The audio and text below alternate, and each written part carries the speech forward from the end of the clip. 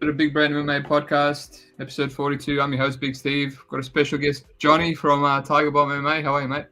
I'm good. How are you? Thanks for having me on. That's all right. It's just a spur of the moment thing. I'll let you talk about yourself, but I was one of your first viewers. Just a really funny podcast. If I can love it, I crack up every time I watch it. And I'm in your Discord, and I'll be honest, I don't always jump in that Discord, but whenever I need a laugh, I jump in, and everyone in that Discord just makes me laugh. So I appreciate it, man. I do.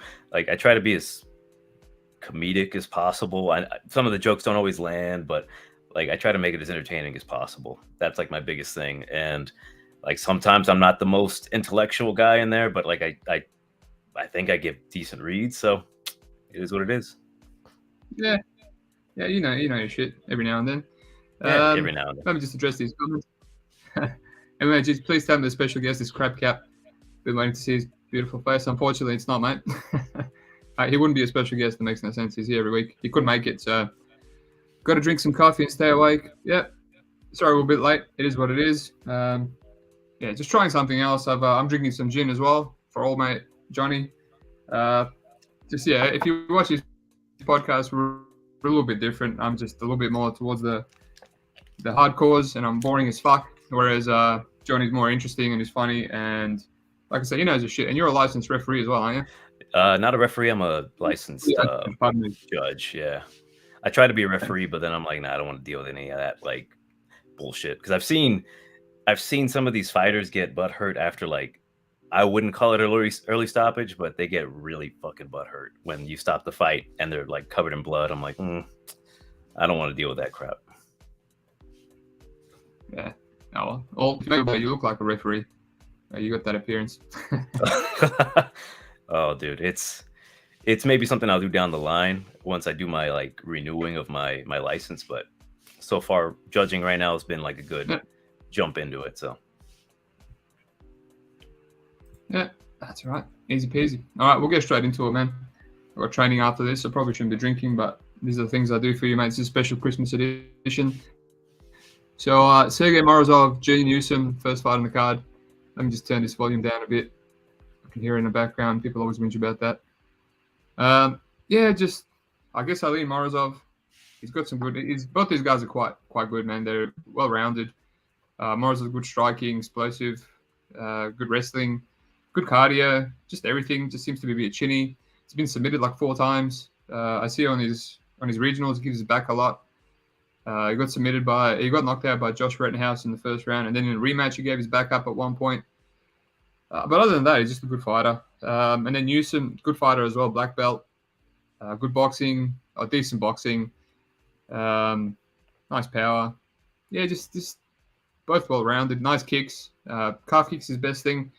Newsom just leaves a little bit to be desired. Like, he's a bit underwhelming. He does the old stick and move with the side kicks and the calf kicks. Obviously, if you pressure him, he's going to land that big bomb, or if you chin it like Pilate, which I guess could happen here. So yeah, if I was going to play anything, Morozov by decision, right? It's this better money than I thought it would be. If I was going to play Newsom, I'll play him by some sort of finish. I struggle to see him winning a decision with this kind of style, especially when Morozov has all the grappling advantage.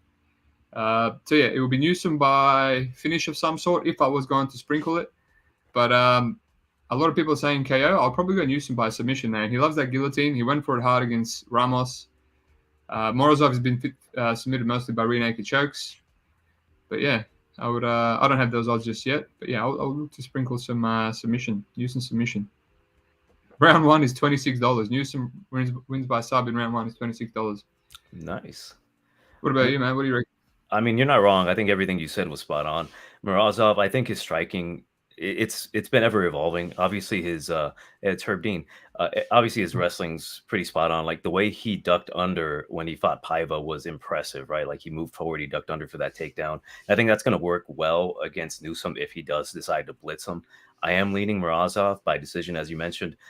Newsom being a black belt in jiu-jitsu, I don't necessarily see him getting finished by Morozov. He's not necessarily like the best submission artist. You bring up a great point about him getting submitted often. It's just, to me, I think he's fought the better competition. The line, if you're putting him straight, he's like minus 240 right now. I'm not a big fan of that itself, but I think Morozov would be the play.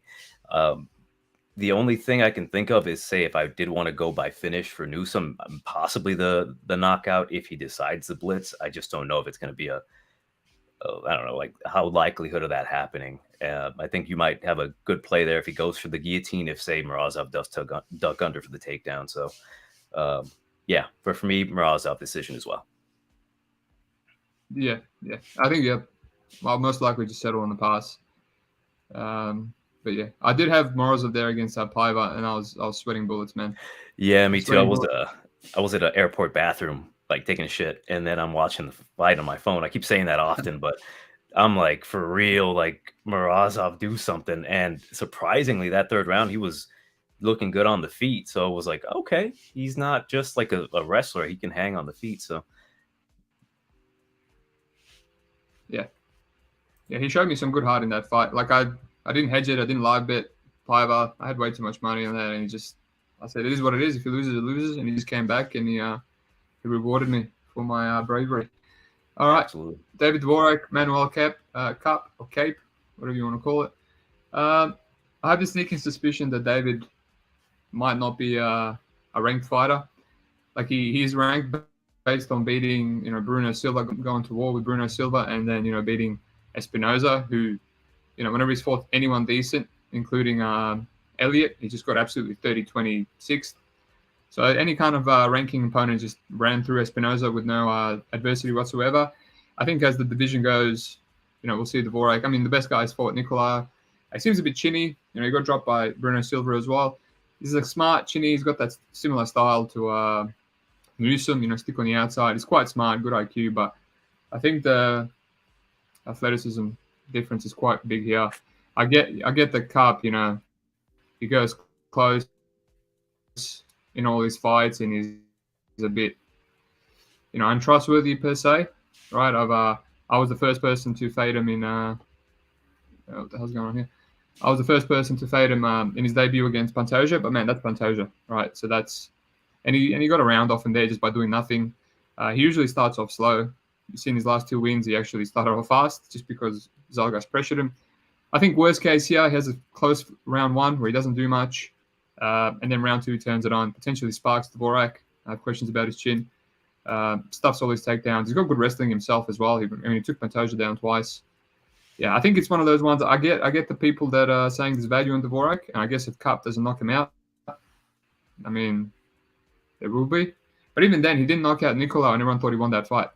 In Fenderon, he's just rounds 2 and 3. He's just the speed on his hands and counters is just the shots are going to be a lot more eye catching, and he also has an iron chin. So all the look what Nicolau's done to Dvorak and Schnell, and then look at Cup, how many shots Cup eats straight to the dome from Nicolai, and it just doesn't even move, doesn't even blink. It's crazy what the chin that he has. So yeah, I'm leaning Cup. I've got some early line, $1.44. Someone I really respect told me to hit it, and I just hit it because I trust that guy, and he said it was the biggest bet of of the year for him. I hit it, and then upon tape, I was like, I'm a little bit nervous, but we'll see if I keep it. I'll probably do KO a decision for a smaller stake because I'm a bitch. But yeah, it's Cup. It's Cup for me. Yeah, despite it being everything you said, I agree with.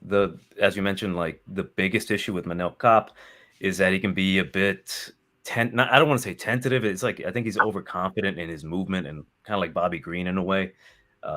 He's just not as active as I want him to be against Dvorak. So I understand people taking Dvorak by decision or just kind of doing enough on the outside, throwing the lead calf kick. But yeah, as you mentioned, like when Kape lets the hands go, they are eye catching. I almost went retarded there. And he's incredibly fast, man. When he lets the hands go, like when he did against Zalgas, it was like, holy shit, this guy is holding back a lot.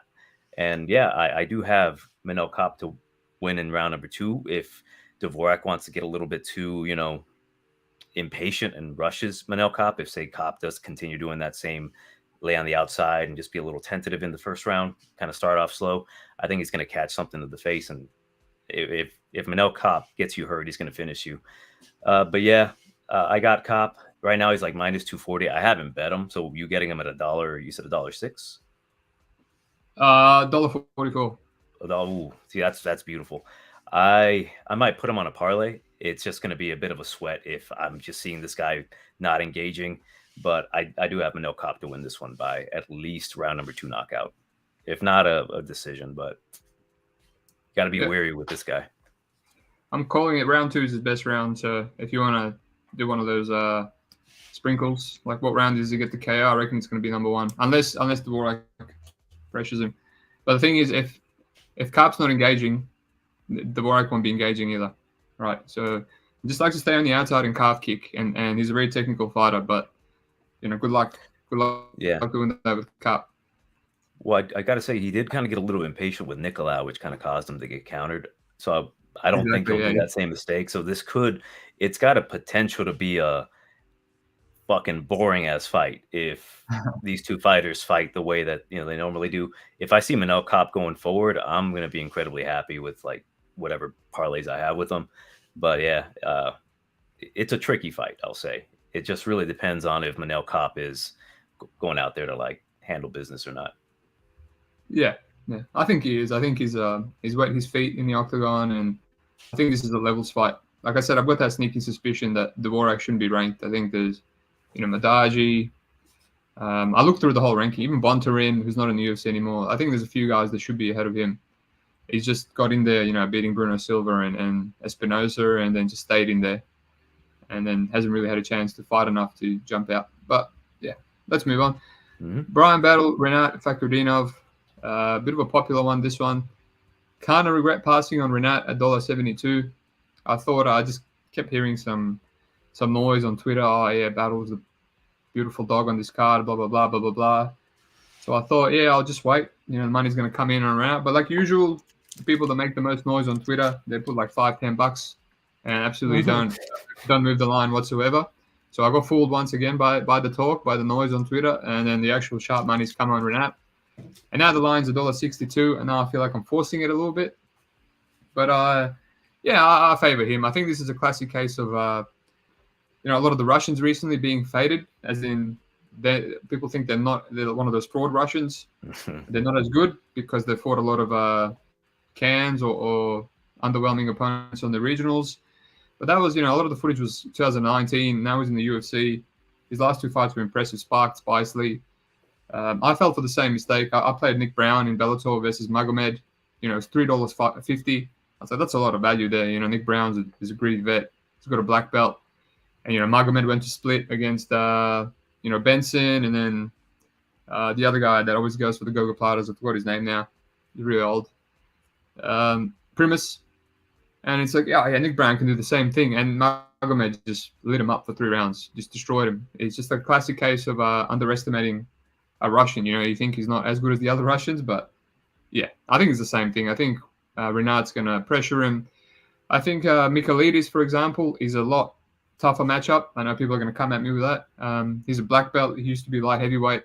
He's wrestling Russians on the regional scene. That's his style of game. And dropped down to welterweight. I don't think Bryan Battle has that physicality. Bryan Battle just likes to stay on the cage and look to land some knees. He gets taken down a lot. Got taken down by Treshan Gore, of all people, multiple times. Got put in a guillotine by Treshan Gore and had to roll out and fall to his back, which Rinat has an amazing guillotine. He drops down to a guillotine against black belts on regionals. Like Uda, that was in the UFC, just dropped down with confidence and guillotined him. So yeah, if Battle's going to put his neck against Rinat in there, same thing's going to happen. Yeah, I just think, he can sprawl. He's got a lot of volume, but I still don't know how he looks at welterweight. Obviously, sparked Sato with a head kick, which was just a jammy result, or fluky, if you want to call that. I think if this goes, he's going to have more volume than Rinat on the outside, but Renat's going to not stay on the outside. He's just going to keep. So, I favor him. I wish the line was a bit better. I wish I didn't hesitate. That's where I go. Maybe find some sort of decision or submission, double chance avenue.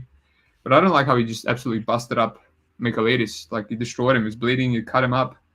If this is a domination, which I can see it being a domination, potentially even a grounded pound KO of some sort. So, Rinat for me, no plays at the moment. What about you?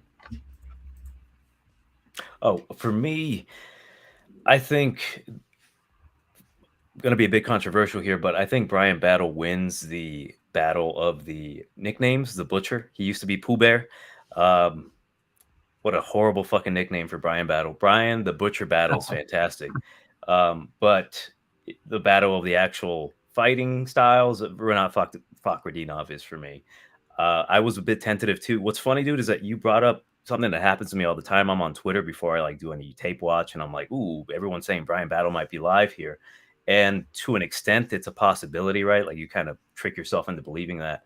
But when you watch the tape and you see Tresean Gore getting takedowns on him, a very short notice, what was the guy, Hector Urbina, or what was his name? Gilbert Urbina, the Urbina brothers. He took him down early, took his back. Fakhretdinov, there's that bit of that goofiness because I'm watching tape on him. I'm watching the fight with him and Michailidis, and I remember watching it like live with money on Fakhretdinov, and remembering that sweat I had was like, oh shit, maybe there could be another sweat here with Brian Battle.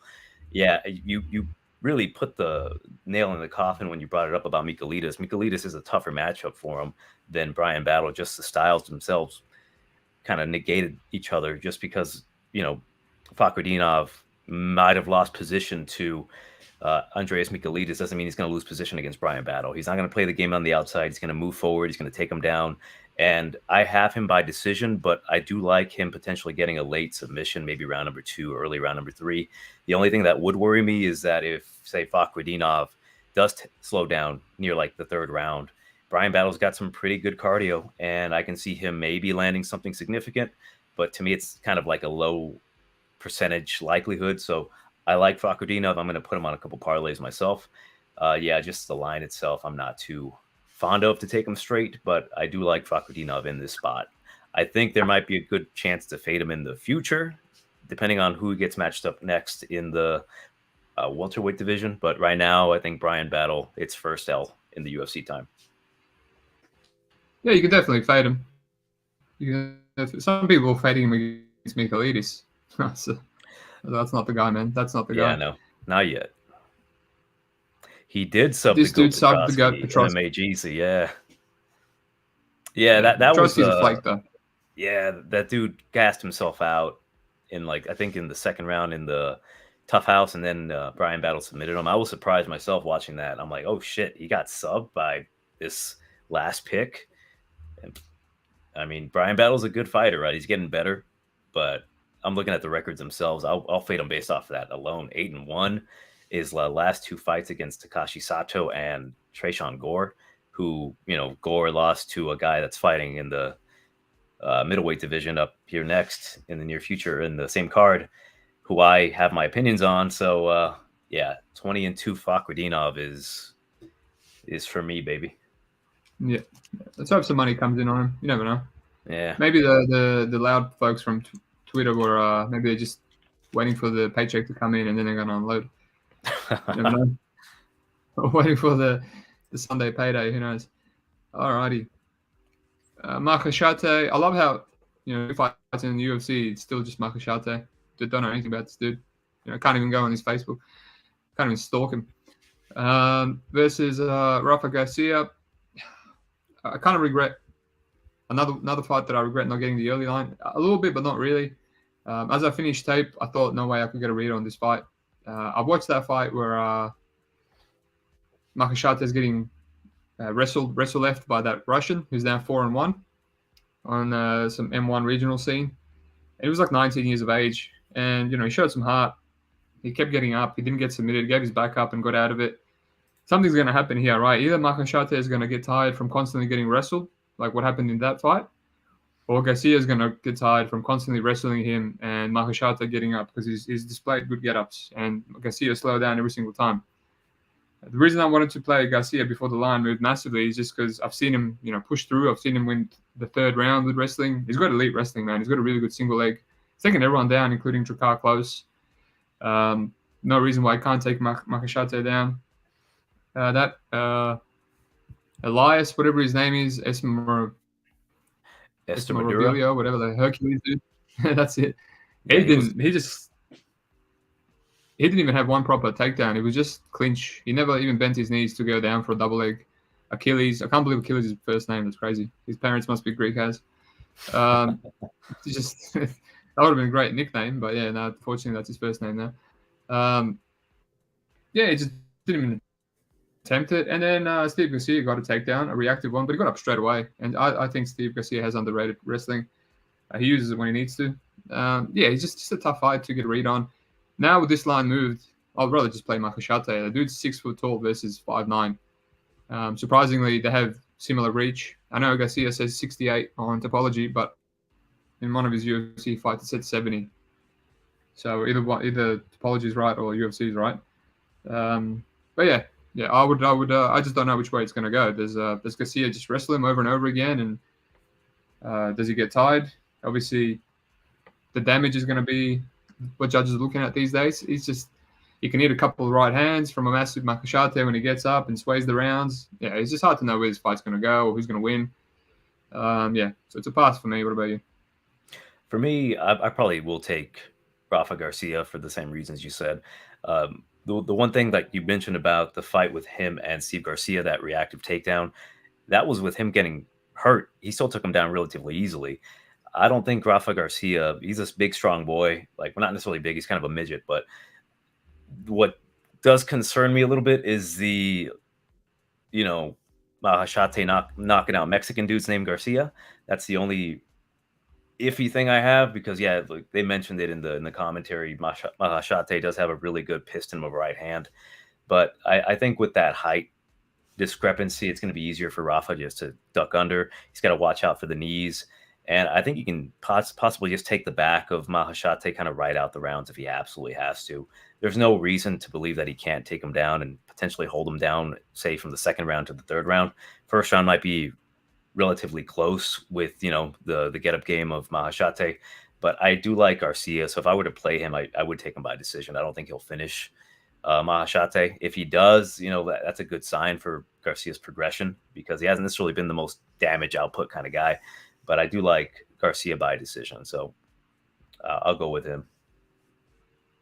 Nice. Yeah. It could be a potential good live bet fight.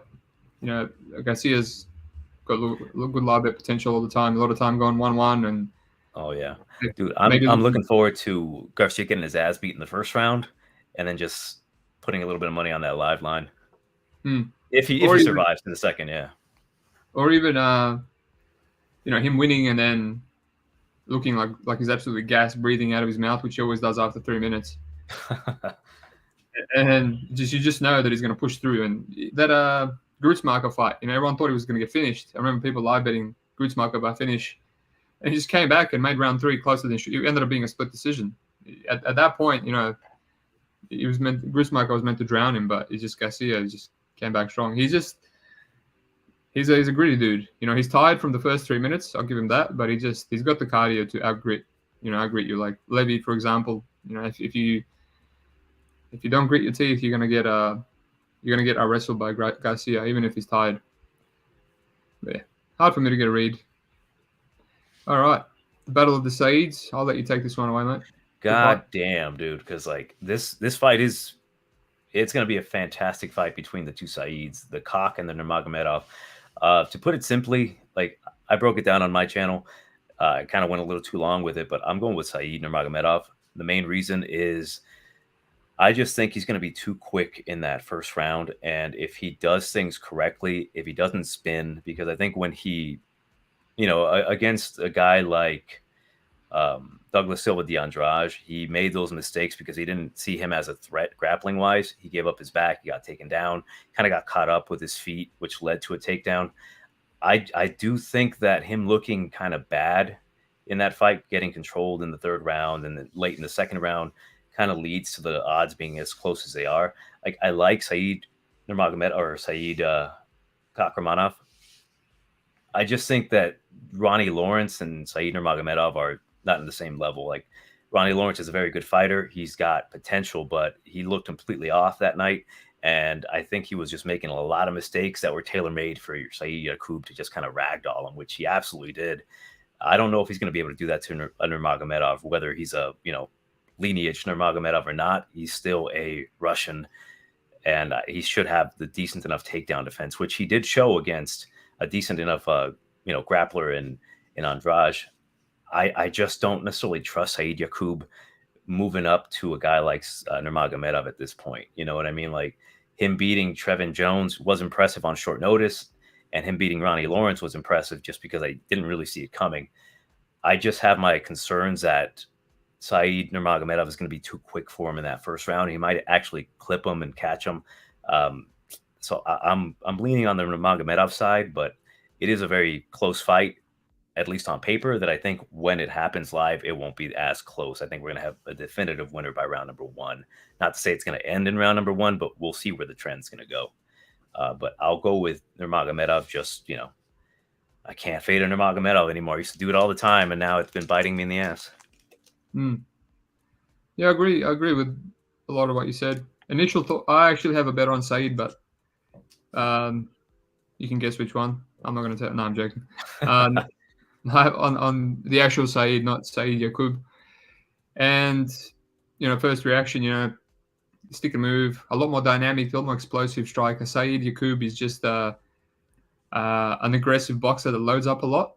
And my fault is that I'm a bit of a visual capper. I need to see relatable matchups. I need to be able to visualize the fight. When I can visualize the fight, I'm confident to lay the hammer on it because without being too cocky, I feel like I can predict everything that happens, etc., etc. So this fight, it's hard to get a proper read. The Umar Nurmagomedov fight, I guess, is the most closest fight you can find. The kicking base, athletic, explosive kicking, and he couldn't really close the distance there. Although he hurt Umar in round 3 with an overhand. So I could easily see that happening here when Said throws a spinning kick and just gets caught with a big overhand right because he keeps turning his back, and happened twice against Andrade. And I had no money there. Yeah, go on. He better not spin, man. He better not fucking spin in this fight. I'll be so pissed off if that's like the first thing he does is spin. Oh my god, dude! Like that is what I'm worried about. I'm sorry to say, bro, but you're gonna be pissed quite early in this fight. I swear to God, he better not fucking spin, Said. If you're telling me that you're gonna be mad, then I'll just cash that bet out because I'm ride or die right now with this one. Like I'm not gonna bitch out in it. I'm just like, learn from your mistakes, Said or Said. I always get them mixed up, man. When I'm talking about these two guys, looking at Said, it's fucking me over. But yeah, Nurmagomedov better not spin until he's damn well and ready in like the 3rd round if it gets that far. Nah, he's spinning in the first 30 seconds. I'm calling it now. This could be my first. This could be my first clip. You know how you clip your own podcast and put it on Twitter. As soon as he does a spinning back fist, I'm clipping that and putting it on Twitter. Like when I taped him for the Andrade fight, I went into deep tape. So I watched his Scoggins fight where he should have lost. It was a split decision win, and then I watched his Barcelos fight where he actually lost. And the same thing I see is he always spins. Right, he shouldn't have spun against Barcelos as much as he did. A 3rd degree black belt whose dad is a coral belt and wants to take him down, and he just kept doing it. He just kept doing it and kept giving his back and lost round 2 because of that, and got grounded in round 3 when he slowed down and easily lost that round. And that was a really close 29-28, but he just can't help himself.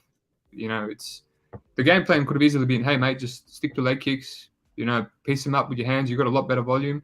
But no, every single fight, his game plan is to spin. It doesn't matter if he gives his back up. And then that's why he was $1.40 against the Andrade, so I was never going to play him, but I was just taping it anyway just to get a read. And I was like, nah, no way. I can kind of see him running through Andrade, maybe knocking him out. I was trying to pick one of those.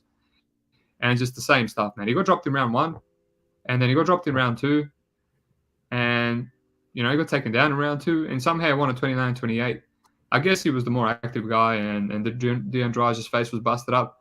But man, on a day like last week, where Paddy won the decision. Oh yeah, that's a 29-28 unanimous for Douglas Silva, the Andrade dude. No way I can trust that. I guess it's a pick'em, so you're not really trusting him as a massive favorite here. It's just who do you cap as a slight favorite.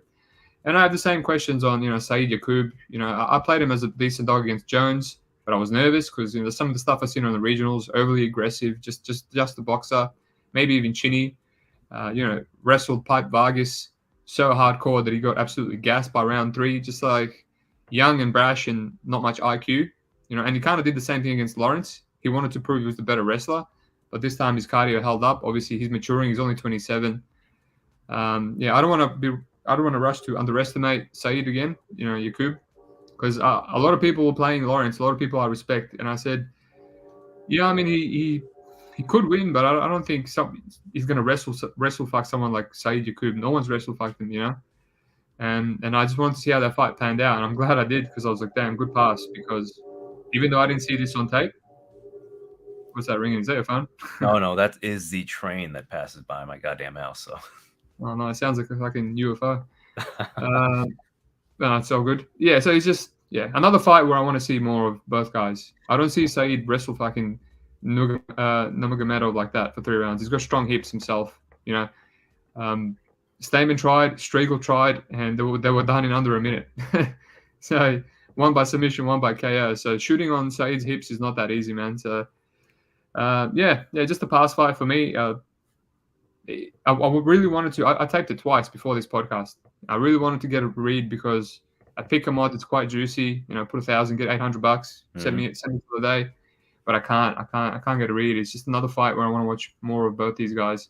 I definitely have a better read on Nurmagomedov, like taping him for that the Andrade fight, and then in that Andrade fight, he just proved it to me again. If he goes to a decision, he's not really trusted as a big favorite, but he's not a big favorite here. It's a pick 'em. So I can understand either way, whichever way you want to play it. I get it, but for me, it's just I can't really get anything to put my heart and money on. Yeah, like for real, this one gave me the most trouble out of all the fights. I'm just like, well, obviously it's a pick 'em fight with two very good up and coming fighters. It's just, there's certain things you need to see to kind of get a good read, and you're not seeing them here. Yeah, I get you. Well, props to anyone that picks a side confidently and ends up being the right side. But yeah, all right. Next two fights I haven't really taped properly, so I'll let you take them away. So Julian Marquez, Darren Win. From without any tape, I already know these guys. I was really close to fading Marquez as with RoboCop, just because upon taping that fight, I'm like, I know people don't trust RoboCop as a slight favorite here, but he's just gonna run through this guy. This guy's so hittable, and he just did. And Win, I know this guy. I've taped this guy so much. He'll get some takedowns. He'll keep doing it. Eventually, he's going to get tired, and he's going to become more hittable. And he's going to become so hittable that even GM3 is going to start rocking him. So, essentially, without any tape, he's just going to be some success for Darren Win, who can take anyone down, and Marquez was able takedown defense. It's going to keep happening. It's going to keep happening. And in rounds 2 and 3, Marquez is going to do his thing and potentially just start busting up Win. And he's either going to finish him or it's going to be a close decision either way, or a finish. So what do you reckon, mate? I'm sure you've done more research than me on this one. I've done some decent research on Marquez and Win just because I'm looking at Duran Win. I'm like, is there a chance he can win this fight?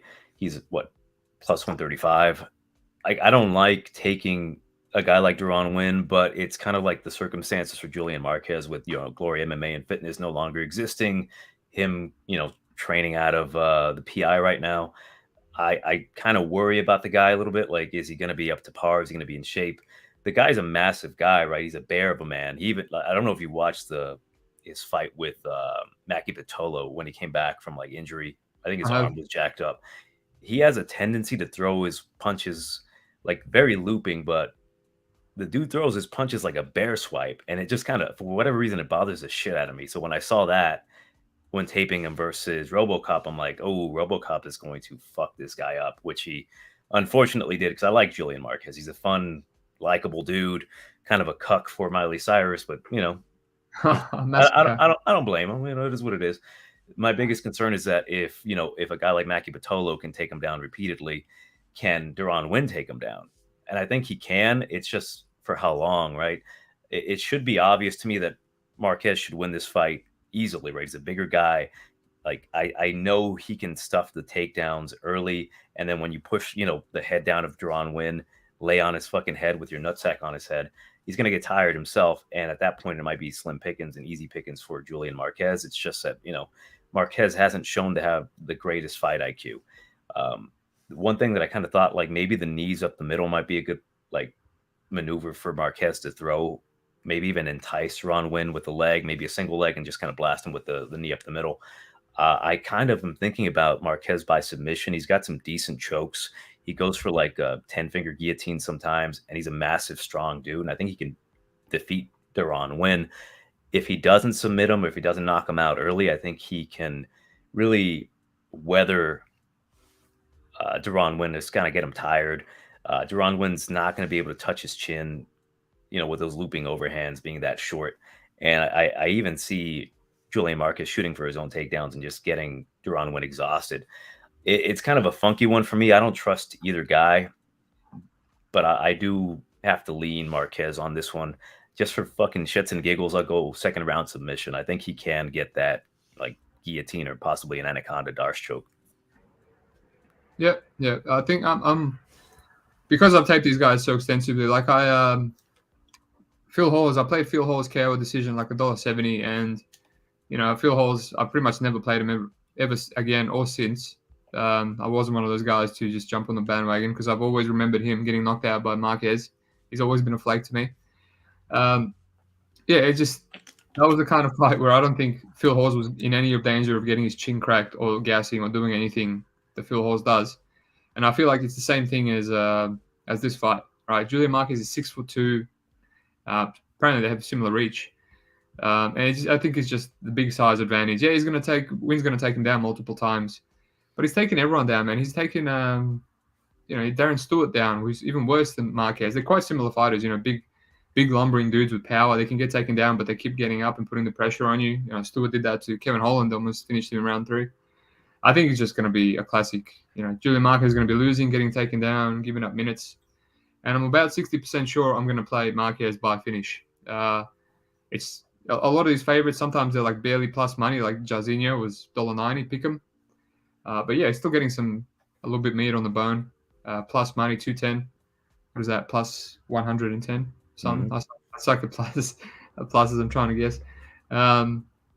It's a little bit on a bit of meat on the bone there. And other stuff you can play is Darren Winn decision, no bet, right? Or Marquez, no scorecards, no action, right? Because if you're going to play Winn, you have to play him by decision. He hasn't finished anyone. He kicked the shit out of Spicely and still couldn't finish him. And then Spicely started hurting him with some knees and stuff. So, yeah. I'm like I said, pretty certain I'll be playing Marquez by finish once I actually get to proper tape of this. I don't have to overthink it too much. I think I overthink it a little too damn much. I'm like, what if he takes him down so often? I'm like, no, it's Julian Marquez. He's a big boy. He'll manage. Yeah. Do you remember that fight with Arroyo? He took Arroyo down over and over again in round 1, and he still lost it because Arroyo kicked the shit out of him in round 1. No, I thought he won that fight.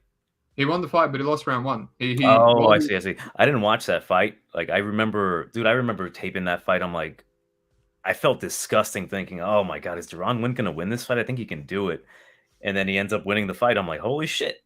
And like, I didn't bet it, but I was like, damn, I missed out on like that hunch that I had. But yeah, Arroyo was super gassed, if I recall, right? Like by the end of he was exhausted. That's kind of what I worry about Marquez. Like his gas tank's not terrible. He can push through. It's just, I mean, that unknown. We've seen Marquez come back when he needed to finish against Pitolo and do it. So yeah, he did. Yeah. And I think Winn it's just a size advantage, man. Like you said, he's going to walk into a knee. He's going to walk into an uppercut. You just put it's plus money, so you don't have to put a big bet on it. And live bet is going to be good. But something tells me Marquez is just going to. We could get a Sam Alvey situation. I lost. I'm so glad Sam Alvey's cut, so I can stop losing money on him. I give him more credit than he deserves. Dude, that's funny. I've done the same thing. Yeah, he's just you watch like him versus Flakes, like Ryan Spann and stuff, and you're like, oh, he still got it, and like Jung. Oh, for real, Dallin Jung, dude. I was like, oh my God, he's coming back. Yeah, Sam Alvey's coming back, guys. And then he gets demolished. He gives you the hope. The one thing I'll say, in his last fucking match, I played under 1.5 against Michal, so I didn't fucking lose money there. But yeah, it's just, I was like, oh, maybe because Marquez Julian is so hittable, got dropped by the Chirico, blah, blah, blah. And then just Sam Alvey just, rolls over and gets fucking murked. True, dude. That choke was disgusting. It was. That's how I was put out in my first comp. Really? Yeah, I was. No hooks, no nothing. I was rolling out. And it was just I just went out. It was so tight, I just went out. Because, you're taught if you get your back to the ground and if there's no hooks in, you can get out of it.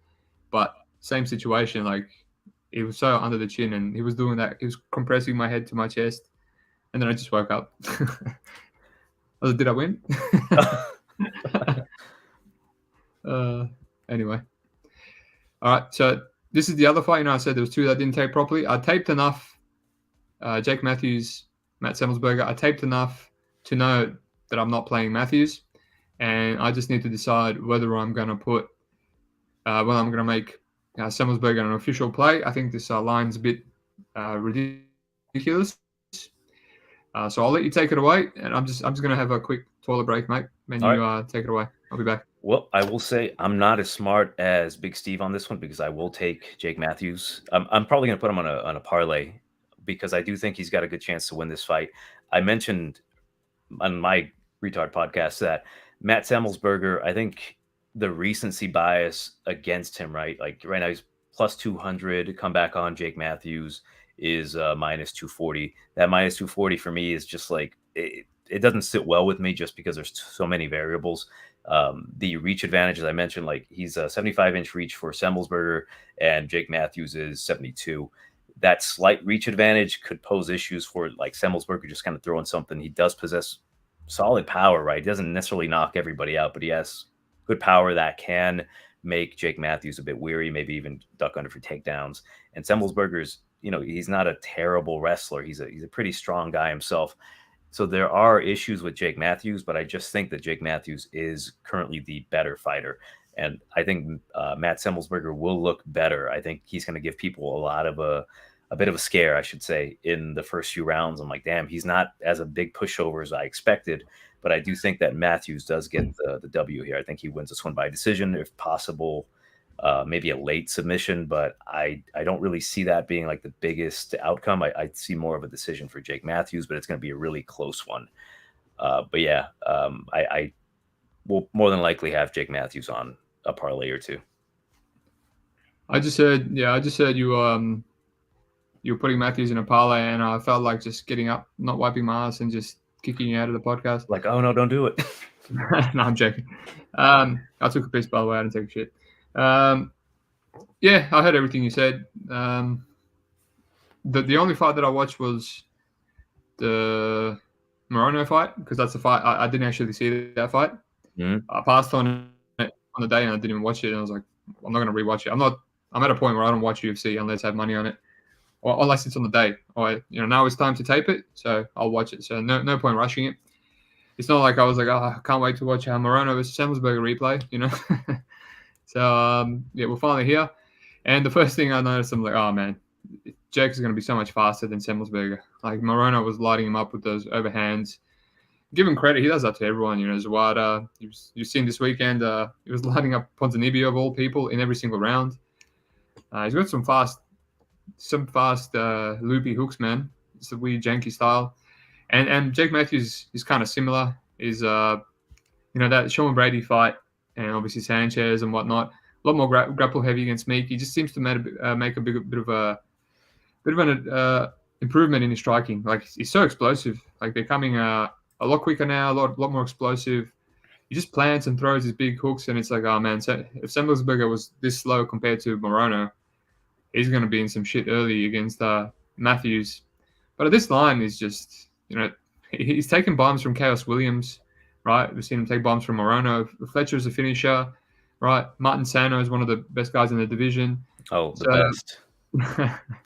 So I had to laugh there, otherwise people would have quit that. So yeah, he's just he's durable, and Jake Mathews, man, when he goes to a decision, people forget this. I was there live when he robbed my boy Serbian Steel, Bojan Veličković, and gave him the walking papers. When he goes to a decision, a lot of the time he just falls apart. He's got a very good round one where he's super explosive. We've seen it against Diego Sanchez. He just stopped fighting, and Emil Meek, grappled him, and they just absolutely died. And Meek started coming back in round 3. Don't get me started on Ross the Macman fight. Anthony, Rocco Martin. I bet Martin there. I can't remember if it was a favorite or dog. Yeah, Mathews was a slight favorite. So you got to be careful when he's a favorite coming off a good fight.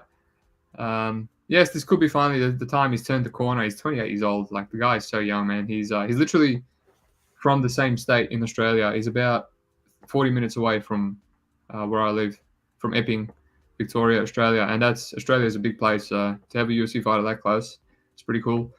But yeah, he's it's just a line. It's just a line. If it's going to be a striker, even if he takes Matt Semelsberger down, Semelsberger's live to get up and come at him in round 3, You know, he's always dangerous. He can get his own takedowns. He started wrestling Morona in round 3. If Mathews gets tired, I can see a 29-28. I can see a 29-28. I don't.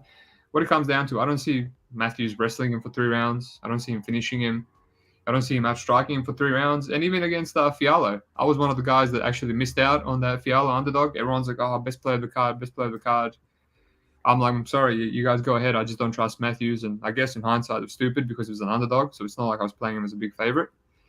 But still, I couldn't do it. And he got dropped. He got dropped in round 1 against Fiallo. And I'm like, this is why I passed, because he's an idiot. You know, he's winning and he's cruising and he just decides to brawl. And luckily, the round ended. And he just obviously lit up Fiallo, but Fiallo is kind of chinny. He's chinny and he also has no head movement. So yeah, I just see, like I said, I can't play Mathews. I'm still deciding on what kind of props I'm going to play, and I'm still deciding on whether I'm actually going to take a shot on Semelsberger. Semelsberger is someone that started his career late. He's 30 years old, but he's just a good athlete. I mean, his first professional fight was 2017. How crazy is that? And you see like big improvements fight to fight. So yeah, I just think. Still have to come around to whether I'm playing Semelsberger or not, but he's going to be a big speed disadvantage here. You know, Mathews has an amazing round 1 against everyone, even dropped Brady in round 1. And then it's just, okay, what do I do? Do I want to lose my money on Semelsberger? Or even live bet could be good. You know, we finally see Mathews go into round 3 against someone decent. How's he going to hold up? So yeah, dog pass for me, but I haven't played anything yet. And thanks for doing that breakdown while I was in the Wizard. Oh, yeah. Oh, man, this one's going to be fun, isn't it? Yeah. Let's spend a good, 30 minutes breaking this one down. Yeah, no, let's spend 45. I don't know if you know this, but Cheyenne Vlismas is a very nice woman. No, I don't actually, because she was rude to me once. Oh, she really? No, I've never heard a negative word about Cheyenne Vlismas. Nah, she's alright. I would go there. Well, funny enough, Corey McKenna, she doesn't look like much, but I've been creeping on her Instagram. I'm like, is that the same girl? I'm like, damn, okay. Oh, really? Yeah, she's not too bad. Let me toss. No, she reminds me of that actor that's transitioned into a guy. God damn it. Had that feud with Jordan Peterson. Oh, shit. Elliot Page. Yeah. Oh. God damn it. That was fucking funny. Now that you say that, I take that back. No, too late. You already admitted that you no, I'm one of them. I'm one of those new age guys that I don't want to get into this whole breakdown, but apparently there's an influx of guys these days that are really into tranny porn, and I'm like, is that a Gen Z type of shit, or what the fuck's going on? Yeah, well, that's literally the only reason I break down fights. It's not about money. It's just I just like to watch women training and fight. Piss me off. I'm joking. I don't know. I kind of see what you're talking. She's got some heavies on her. Yeah. I guess she's 23 years old. You know, she's potentially still going through puberty. So, you know, it's only going to get better from here, right? Unless she ends up like her lookalike and just turns into a boy in the next couple of years. Ooh. Anyway, quality breakdown. Let's move on. No, I'm joking. Yeah, I think that's enough. But did you tape this one at all? I've taped it too much. I've taped too much. And you probably don't know, but I've on Sherdog some guy came at me on Sherdog because that's where I post all my picks. I was there for 4 years. That's where I learned everything. I should be more. I wish I was as active on Twitter as I am on Sherdog. Maybe one day I'll make my way there. And someone just said, McKenna shouldn't be as big of an underdog because beating Granger is essentially like beating Vlismas. And I was like, what? I was like, come on, dude. And I was the type of guy. I actually gave out McKenna by submission over Granger because Granger's so horrible. I saw if what's her name? I also played Spider Monkey against Granger, and if Spider Monkey had any squeeze or any jiu-jitsu whatsoever, she would have sent Granger out on three sub losses out of the UFC. She had a fully locked in rear naked choke, and she couldn't finish it. I was like, women's MMA right there, dude. I was like, how do you not finish that? It was under her chin, and she was like cranking it, hand behind the head. Anyway, and I was like, no, you can't compare Granger to. Cheyenne Vlismas, who actually has wins in the UFC, and they're not over Hannah Goldie. You know, like it's just. And then we got off, and we were back and forth, and that ended up being the most discussed fight on the forum. It went for like 5 pages. Jesus Christ, dude. And I was like, I don't even have a bet on this fight. It's just you triggered me with that, and then he started trolling me, and I was like, no, I'm better than this. And then everyone's like, no, just keep going. This is interesting. And I was like, no, dude, I've got fights to tape and stuff. So yeah, I think I'm actually gonna end up with some money on Vlismas just because I have to put my money where my mouth is, even though it's not my favorite bet. But yeah, it's just she's a lot more athletic, explosive. Corey McKenna, man, I was this close to fighting against Reed after watching him get lit up by Kay Hansen. I ended up passing and live betting Reed for a split decision win. This is in her hometown as well. This was in the UK. She still lost. Just no head movement, tiny reach, very unathletic. Like I said, everyone lights her up. Yes, Vlismas is, man, so aggressive. She throws in combinations. I watched a lot of her fights. I taped the fight versus that Polish chick that starts with W. She fought on the Contender Series, won a grinding, boring decision. Dana White didn't sign her. That was her third fight. That was Cheyenne's third fight, and obviously a lot of grappling, and she won that fight. Hillary Rose went for a lot of takedowns in Contender Series, stuffed every single one, busted her up. That's probably as much of a beating as you can give someone without a finish. She just threw it around. Ruiz, that's everyone's argument as to why Poppins is going to win, because she couldn't get out of the head and arm throw. But Ruiz literally has 3 scaffold wins from a head and arm throw in regionals, and then she gets that armbar. It's just and then Melody Martin, you know, another wrestler, didn't go for many takedowns. Yeah, I think this is just a classic. Poppins has to wrestle for 3 rounds. I think she'll give up her own takedowns. Vlismas will light her up whenever she's on the feet. If at least Reed is known for really bad grappling, really gassy. I faded against Hughes. Hughes ran through her. McKenna couldn't even beat her. Right? It's just, I'm just going off what I see on tape. It's a little bit sweaty. I definitely wouldn't play it now. I'm not advocating for that, by the way. $1.60 or $1.65 before, you know, all the money came in on Cheyenne, I would advocate for. I either cap her at 60 or 70%. It's hard to tell, right? 60%, not much value. 70%, that's $1.43. You still have a little bit of value there. She just has a chance to look massive favorite. And if McKenna wins, I see a split decision with some takedowns, kind of like how she beat Kay Hansen, kind of how she robbed Kay Hansen, pardon me.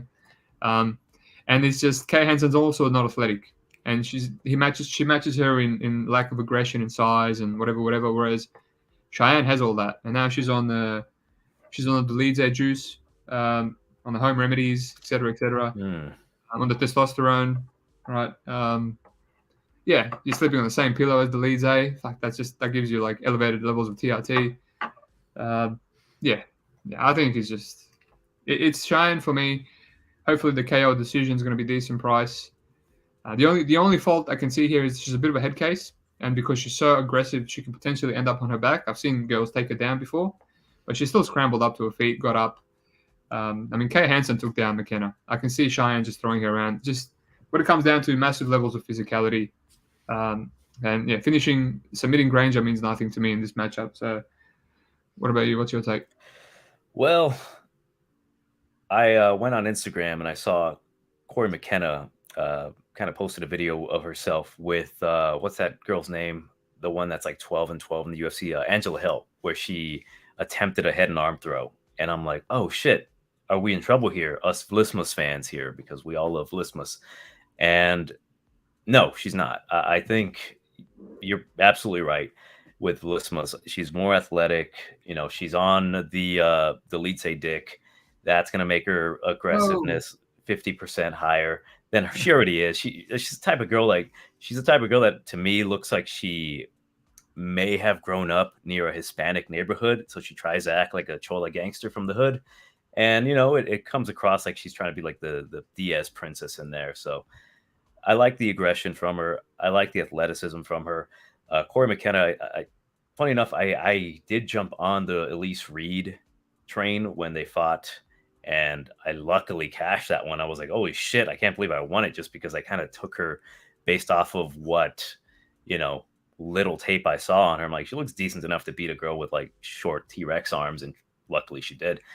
I think, yeah, that reach is going to be a huge play here. Vlismas, if she does get taken down, I do fully believe that her being back in Fortis and, actually training properly instead of, dicking around with her ex-husband is going to come into play here. I think she's shown more intelligence in the cage. She's shown better takedown defense. And if that head and arm throw does come up, I just don't think that McKenna's going to be as athletic to like get her down as easily as Montserrat did.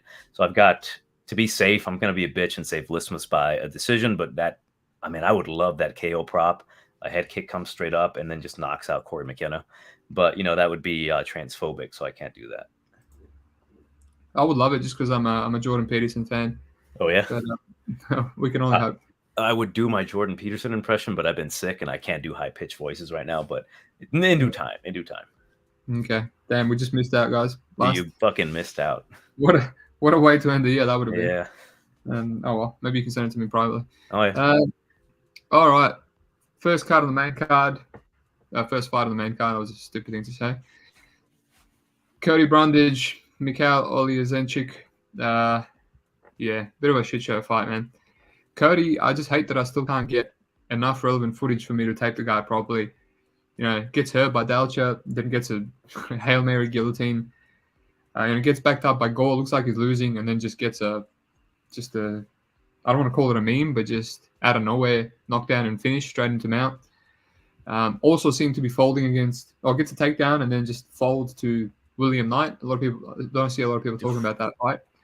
It seems like he's maybe got a bit of a complex. Like as soon as a bit of adversity comes in hand, I had to watch some older fights to see him go long. So Joseph Cropshot in LFA, and he was kind of he was doing okay, and then he started to get lit up in midway through round 2, and he's like, all right, I'm going to start using my wrestling, and then he completely started dominating after using that wrestling. But the first thing that happened, he got caught in a buggy choke, and he looked like he was about to submit. He went purple, and I was like, holy shit, that would have been a massive. He would have never made it to the UFC because he would have lost to William Knight and he would have lost to Joseph Cropshot, and it was so close. He was purple, had veins popping out of his forehead. I'm like, oh, that would have been embarrassing. So he's just a guy that's just, I don't know, kind of reminds me of Mark Lemminger, not just because he also got buggy choked, but he just drops the ball, right? He was a favorite against Lombardo recently. A bit of an order pass there. Just chinny and just, does okay, gritty wrestler, and then just falls apart. And you don't know how he's going to fall apart, but you can just rely on him to do it.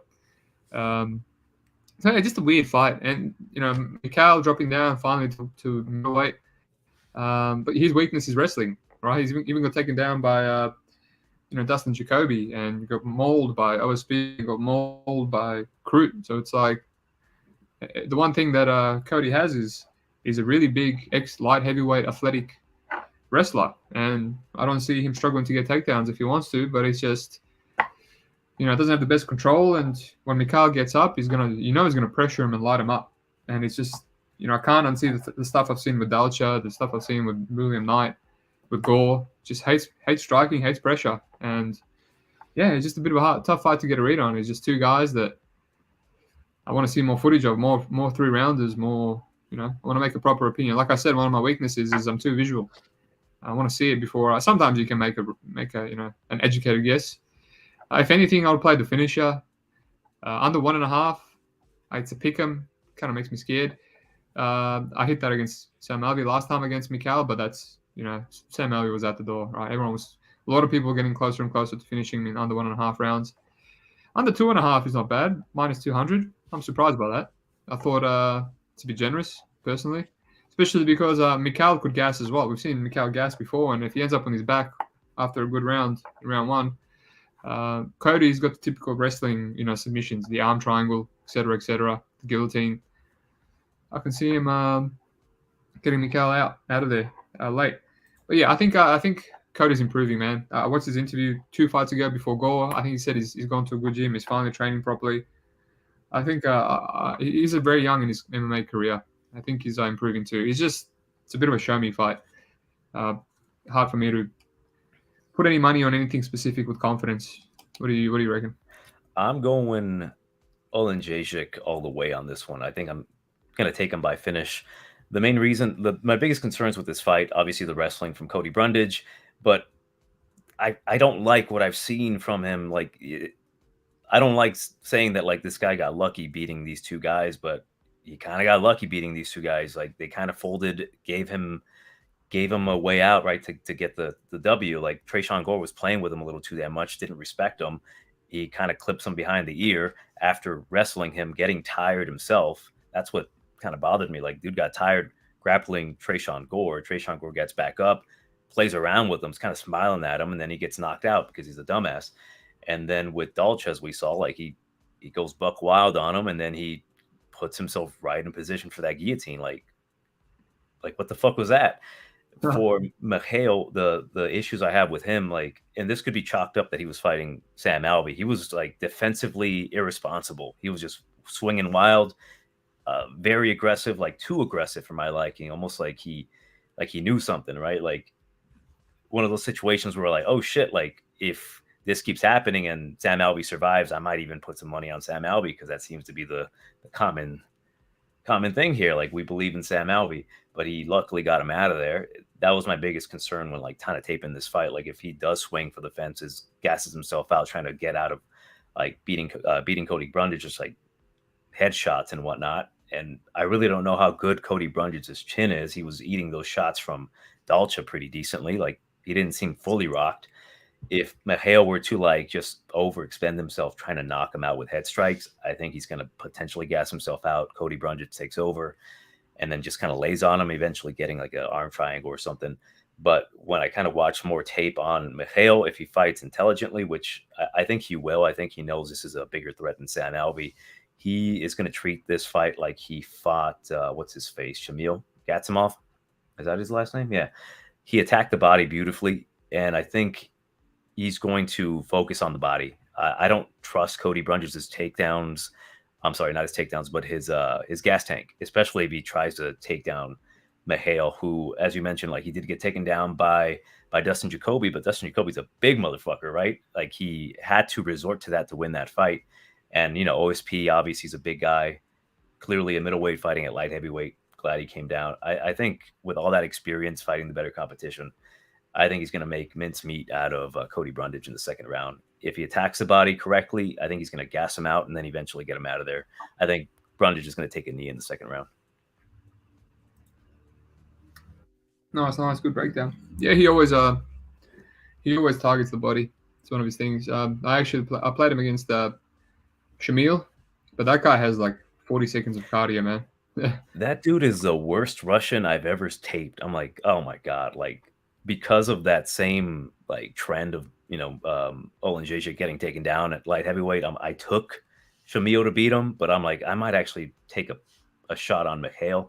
I didn't because I was kind of traveling at the time, but like that was one of my biggest regrets because I'm like fuck, he did exactly what I thought he would do to him.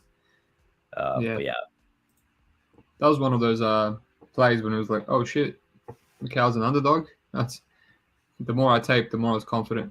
Mm-hmm. And I did not expect. I expected a 3-round roar, but the round 1K was beautiful. Alrighty, we've just cracked the main card, and I realized it's got six fights on the card. So there's a lot of fucking fights in this card. Like breaking them down was a pain in the ass for me, dude. It's just I got tired reading these guys. Oh well, hopefully you're not tired here because you had your coffee. So I had my coffee and my Gatorade. Nice. Bit of a sus name there, but that's all right. You couldn't get a Powerade? Powerade? No, I'm good. I drink the for very whatever reason people fucking hate the cucumber lime Gatorade, but that's what me and my boy Brian Battle drink, which is the liquid of gods or Mexicans, one of the two. No comment. All right, Drew Dober versus Bobby Green. I will quickly summarize my thoughts. Really thought I was going to play Bobby Green. 3-round striking battle. Got elite, maybe elite. Clean boxing, quite high level in my opinion. He can fight going backwards. He doesn't load up. Beautiful jab, beautiful volume. But then on tape, I was left a bit not really confident, underwhelmed maybe. I just think Dober's also a very good striker himself, right? And I couldn't tell who the best boxer is that he's fought. Potentially, you can say Riddell, and Riddell was lighting him up, man. Even in round 1, Dober dropped him, and which he does to like 90% of Dober's fights. He either has a round 1 KO or he hurt someone in round 1. Nazareth, Benil, everyone, Riddell. McKinney. It goes without saying, everyone, because he's so aggressive and he's comfortable in the pocket and he's got an iron chin that he trusts. But then Riddell wobbled him at the end of round 1, and then he wobbled him in round 2 and almost knocked him out in round 3, which is that was the first time I've seen kind of like Dober's chin crack from what's it called? Not one shot, but volume of shots. Combination. Yeah, just like he was eating him over and over again, and then just eventually his chin couldn't take it anymore, and he just almost got knocked out. I don't think we're going to see that from Bobby Green. Bobby Green's knocking out Alia Quinta and Nasrat, which Nasrat's been overrated for. So he's been a money train to fade, with Hooker and Bobby Green and et cetera, et cetera. Everyone that's semi-decent you can fade Nasrat with. He got kind of hurt against Fiziev. Fiziev fought like an idiot, pay-per-view, posing for the crowd. Actually tricked me and made me lose money on Riddell. I think Fiziev fights to his level. Now that he's in the rankings, he fights to his maximum potential, and better fighters than Green can't touch him. He just came out there to showboat a bit and he got really gassed in the third. Yeah, I just think it's going to be a close fight. I think Green's going to be backing up. I don't think he's going to get much of Dober's respect because of that iron chin. Dober's going to pressure. His shots are going to seem like they're doing more damage, and it's just going to be a typical close fight. Maybe even Dober drops him a couple of times. Green is durable, but he has been dropped. He has been knocked out. Bernardo almost finished him. Dustin Poirier finished him. It's not out of the realm of possibility that he does get finished by Dober. And at that stage, I would rather just play go the distance, which I was super shocked about. $1.71. I was honestly expecting this to be minus 200. A lot of Bobby Green's overs are juiced to the tits, and obviously this is a lot due to Drew Dober's finishing ability, I reckon. So I mean, if I lose that because Drew Dober finishes him, I was going to lose my bet even if I played it on Green either way. So at least this way, if he goes to decision and Drew Dober wins by decision, I win my go the distance bet or over bets. Even if you want to play the over 2.5, but I just don't see how this finishes over 2.5. Right? It's just maybe it does. I mean, he did it to Alves. Right? He worked the body, but Bobby Green's not as gassy as Alves. Alves was just dancing around, backing up for 3 rounds and notoriously bad cardio. So yeah, not many takes here. Money line. If you're going to play Green, playing by decision. Again, super surprised by that line. I thought it was going to be like 20 cents difference, considering the durability of Dober, and the bookies have caught on how Green's best part is decision. So I'm very surprised by that. It's almost $1 difference. So if you're going to play him, sprinkle decision. For me, I'm probably just going to play go the distance small and leave it at that. What about you? What's kind of insane, dude, is that you're giving me validation in the way I cap my fights, because everything you fucking said was like perfect. Like everything you said was like exactly what I was thinking. I was kind of curious, like maybe Bobby Green by decision, right? He's a very good defensive boxer. Not the best, right? Like he's got this kind of style with the Philly shell, showboating a bit. He's pretty good for the judges, right? I've seen him win fights he shouldn't have won, and I've seen him lose fights he should have won. The thing about Drew Dober, like he moves forward. He does rely on that chin a lot. It's really hard to crack the guy's chin unless you hit him with something significantly hard. And Bobby Green's not necessarily known for that. His volume, of course, is going to be key. Say if it does go past the second round, which I do believe it's going to go. I think taking either Dober by decision or either guy by decision, honestly, if it is particularly close, the over 2.5 is great. Fight goes the distance is probably where I'm going to parlay it. But yeah, I like Drew Dober in this particular spot. My biggest worry is that, although we are in awe and shock of the guy's fantastic chin, right? Iron chin. I do think that, say, the third round comes, Bobby Green, knowing that he might be down, starts putting the volume on Drew Dober and might put your bets at risk, because I still respect the shit out of Bobby Green. But I don't know if you heard him in his interview today, but dude was sounding super fucking emotional. Like the dude got popped for a banned substance, which, he semi owned up to it, but he's like, I don't take drugs and shit. He's just too emotional for me. I didn't like it. He might be in his head too much. And I think it kind of swayed me away from, say, hedging this fight or taking Bobby Green. I think Dober comes in here. I think he fought the better competition between the two. And I'll take Dober by decision. But to be safe, I'm not actually going to bet either one. I'm just going to enjoy it and take the over. Yeah. Green does that, though. He wears his heart on his sleeve. He's just a quirky guy in his post-match and pre-match interviews. But you can trust him. He's one of those guys you can trust to just get in there even on short notice and just perform to his, full capability. He's just so experienced. He's the type of guy that performs under bright lights, and he might sound like an idiot outside the cage, but he's gonna fight the same way in there. I mean, there's no emotion towards Drew Dober. Doesn't hate him or anything like that. That's just my opinion anyway. Who knows? Maybe you're right. But yeah, you said something else I was gonna respond to, but I forgot now. Yeah, I've heard about that interview. Everyone was mentioning it to him, but yeah, like he did even say like what I was kind of like, damn, what the fuck's wrong with Bobby Green? Like I know he's an emotional guy, but this is like, Bobby bitch Green stuff. I didn't like it. Then he did say like, I'm gonna school this guy. Like he was just saying shit that I'm like, maybe he does still have that kind of that speed, because he was like, I don't know if he was high as shit, because he did mention that he smokes like 14 blunts a day almost. I'm like, I don't know, man. I don't know, Bobby. That's the Ricky Tercio's disease right there. Yeah. Oh, fucking Ricky, dude. I was cursing that fucking dude. Like, I know he won that last fight, but I was like, this piece of shit.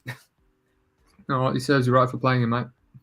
Oh man, like that was the biggest scare. Like my ass is still clenched after that fight. All right, man. No, is it? No, damn. Okay. You have a few more drinks, mate. Just loosen up with it. No, last time I fucking did that, I woke up behind an alley. I ain't doing that. Oh, nice. Alrighty. I do remember what I was going to say now. Oh, how nice. You mentioned Bobby Green was going to turn that on. I don't think that's at any risk here whatsoever. I think he can turn that on only once. Remember when he had Alan Patrick on the ropes from about halfway through round 2, and he still couldn't finish him in round 3? Yeah, that's when I realized Bobby Green is not to be trusted with finishing anyone. Doesn't matter how much he turns it on. He just can't finish anyone. Like Alan Patrick was just falling on his back, ready for Bobby Green to finish him, ground and pound KO, and Bobby Green didn't he just best. Like get on top of him and just kind of get top control, if I remember correctly? Yeah, he stood up and just like he dropped him and he just danced around and just no urgency to actually get the finish. So, and he needed a finish against Fiziev, and he tried. It's just all he's going to do to Dober is maybe rack up some points on his head. Even Nasrat, that's probably the biggest beating he's ever had on someone over 3 rounds, and Nasrat just had a bloody nose. He didn't even drop. Never even dropped him to his ass, and he was lighting him up with 1-2s. He was just killing him. And if he does it to Dober, man, talk about typical MMA variants. That's what I'm kind of like not necessarily worried about. Like that chin is just legendary chin, but like he's been taking. Damn, dude, like him getting dropped by McKinney with those knees was like, god damn, Drew Dober's chin got cracked. But then you can see the Albazi fight, and he takes a flush power shot to the chin. He doesn't even budge. I'm like, god damn, like. But something about Bobby Green, just the way he throws his punches, he's a little bit more clean, a little bit more straight. My biggest worry is that Drew Dober doesn't see something coming and he gets dropped just because he's beating Bobby Green on the strikes, and then Bobby just kind of throws something from the hip and it kind of like stumbles him. But I guess you're right. Like if he does even drop Drew Dober, I don't really expect him to finish him. I was just more so worried that he rocks him. But then again, Drew Dober's got some fantastic recovery. But I always do worry, like, is this the day that Bobby fucking Green, who's typically pillow fisted, where I love taking him by decision if I'm gonna, pick Bobby Green, ends up cracking a guy's chin like Drew Dober? Like, I've seen crazier things. For whatever reason, that's like kind of stuck in my head, and it's like, just watch out, he might finish him. I'm like, illogical, I know, but it's like always in the back of my head with these like oddities. What does this mean? I can hear you said I heard you popped, and that didn't set well with me. I popped. I don't know. I thought he said pooped. Something to do with pooped. But it's not. I don't know. I think it means popped, as in popped for banned substance. Oh. Bloody MMA Jesus.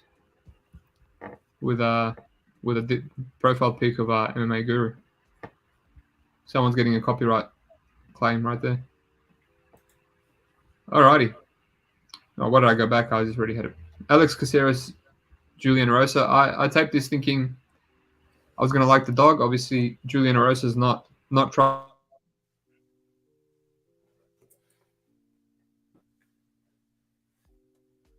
And everyone was telling, everyone was like saying, Peterson shouldn't win, but it's a value play. And I couldn't see it, but yeah, even Peterson hurt him somehow and went to a split decision. I did play Erosa at $3 underdog. One of my biggest regrets not playing him more against Davidu. I only played half a unit because I was like, it's just how big of an underdog he was scared me.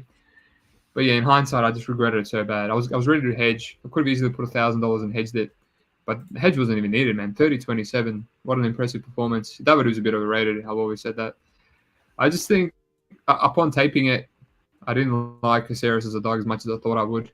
He will run away. He can probably crack him with a 1-2. Erosa will pressure with his hands down. I just think if you can't knock out Erosa and you drop him or hurt him, he's just going to get mad, right? Right after dropping him, he's coming right at you to potentially finish you. We've seen it with Jordan. We've seen it with Woodson. We've seen it with a lot of people, right? You have to put out a cold, otherwise just keep coming. It's a bit of a shit show fight. I don't really want anything to do with it. What about you, man? I got Erosa, plain and simple. The only thing I'll ask you is, do you think there might be value on Caceres by submission? That's one thing I was thinking about. I like the way Caceres has been grappling as of late. He's been doing stuff outside the UFC. I think in that Fury, I forgot the name of it, where I think Clay Guida also grappled in that fight or in that night. But that's my only way to victory for Caceres. He doesn't necessarily have the biggest power to hurt Erosa, and even if he does, you mentioned he'll come back and just get pissed and beat the crap out of the dude or try to finish him. But yeah, I'm kind of stuck in my head, maybe taking a little sprinkle on Caceres by submission for whatever reason. If he ends up hurting Julian and he just takes the back and chokes him out, might be a possibility. But logically for me, I think Erosa just kind of has his way with him. Not in the sense that he's going to school him or anything. He's just going to either finish him late or get the decision win. Yeah. Personally, I don't want to talk you out of it, but I don't think there's any value. I just, dude's never been submitted, and I'm not a type of guy to, wiki cap, see if he has been submitted and then make my decision on that. I've seen him against Paddy. I've seen him against, Stevenson, the guys that are back takers and the best chance, and he just has really good back defense. Erosa's always had good jiu-jitsu. I think Caceres is more of a, low level guy type of person to submit, like Choi, who's, is a letdown. Austin Springer, those kind of guys. When he tries it on someone like on ranked fighters or really, 20 to top 25 fighters, I don't think he's really rear naked choking any of them. So, just my opinion anyway. Unless you're getting $13 or something on submission. What's submission paying? Oh, let me take a look. Because I saw it earlier and I'm like, Yeah. Where is he at? Because I'm like, I guess it's not as big of money. Yeah, because the thing that I got stuck in my head is when people try to finish Erosa after getting him hurt, which again, low level possibility that Caceres actually hurts Erosa, but if he ends up doing so, most of the guys try to finish him with strikes, but if Caceres just rocks him and takes his back, I can see him getting a rear naked choke. But let me see, where is that line? Yeah, I guess. Wow. Yeah, I've seen him go 3 rounds with Grant Dawson. He was actually locking his own submissions off his back against Dawson. I think he's a very crafty submission fighter. I feel like Caceres would have to buzz him bad, which I guess is possible. Plus 1,000. That's the thing. I don't think he's going to crack him at all. But in that likelihood that it happens, I'm like, shit, I'd like to have. It's I like to say this. I like to bet these lines sometimes, even though they're not likely to happen. Just in case they do, I can just tell everybody to suck my dick because I cashed it. That's the only reason I do these things. But so I might end up doing it just for that suck my dick Twitter post. That's a beautiful reason, personally. Yeah. I bet Grasso by submission over that Scottish chick. Shit. Dr. Evil. Yeah, Jojo. Yeah, she was paying $13, and that was her first submission in her career. All I saw was her go for a reversal armbar against whatever that other crappy girl that thinks she's going to be the youngest champ, and get someone else's back. And I'm like, okay, cool. I've seen Jojo get armbarred from guard and get submitted a million times. That's all I needed to see. And I did not expect it to hit that quickly. So, Shit, I've seen yeah, I can't JoJo fault you, man. essentially armbar herself. I'm like, God damn, JoJo. Yeah, I think I did. I Yeah, don't think I yeah. touched the line. Like, I might have told people I was going to take JoJo or not JoJo, but Grasso by decision, but I Gotcha. didn't end up taking the line because I'm a bitch. Yeah. But yeah, It's yeah, Jojo gave me enough flaky vibes where she's been submitted so many times. But then on the other side, Erosa has never been submitted. So it's like, I feel like, yeah, it's a good number, but maybe I'm forcing this one.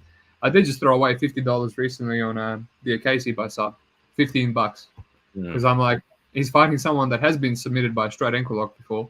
You know what I mean? Johnson. So yeah, Johnson. that's Dude, I one. remember him getting submitted by Paul Sass Yeah. back in the day. I was like, funny enough, he actually taught a seminar here once. He came down to visit. I didn't end up going to it because, conflict of interest at the time.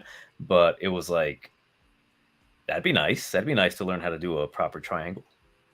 But yeah, dude, I was fucking furious at the Casey the way you fought because, like, how are you gonna lose by not doing anything? Yeah. That's why I was advocating in your Discord. Don't parlay the Casey. Even though you can't see him lose. Like, how does he lose? He's probably gonna get one takedown at some point because Johnson's gonna flake. You just can't trust him. That's where the number saves you sometimes. Alrighty, let's move on. Amir Albazi, Alessandro Costa. I see some people saying there's value on Costa. I see other people parlaying Albazi.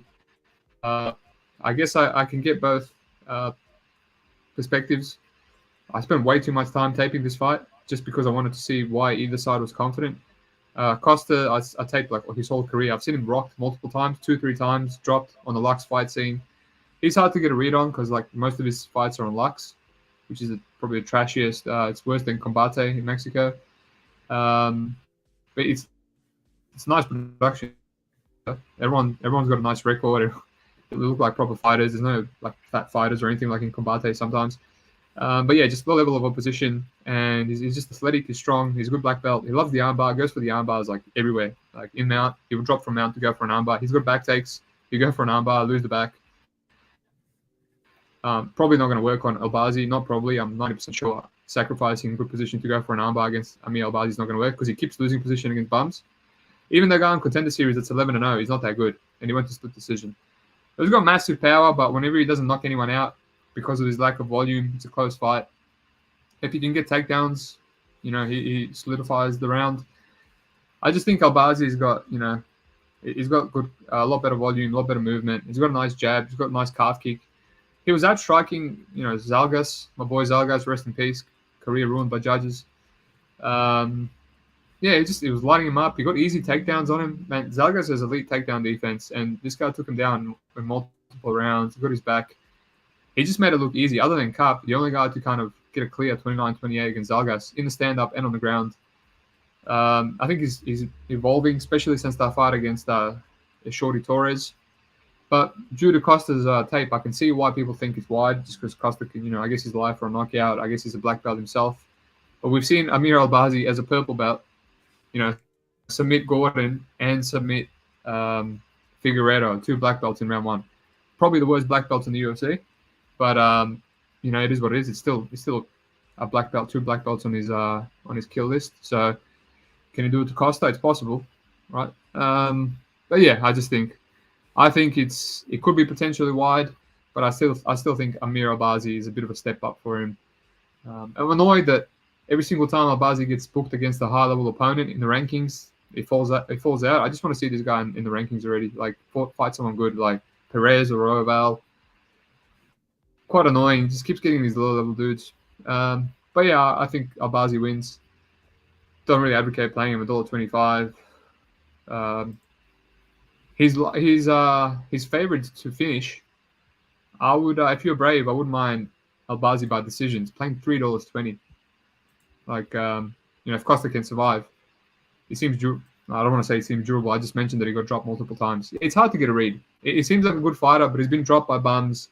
He goes to split decisions when he doesn't finish him. Yeah, I feel like Albazi can finish him, but I think all the value is on the decision. Maybe play some overs.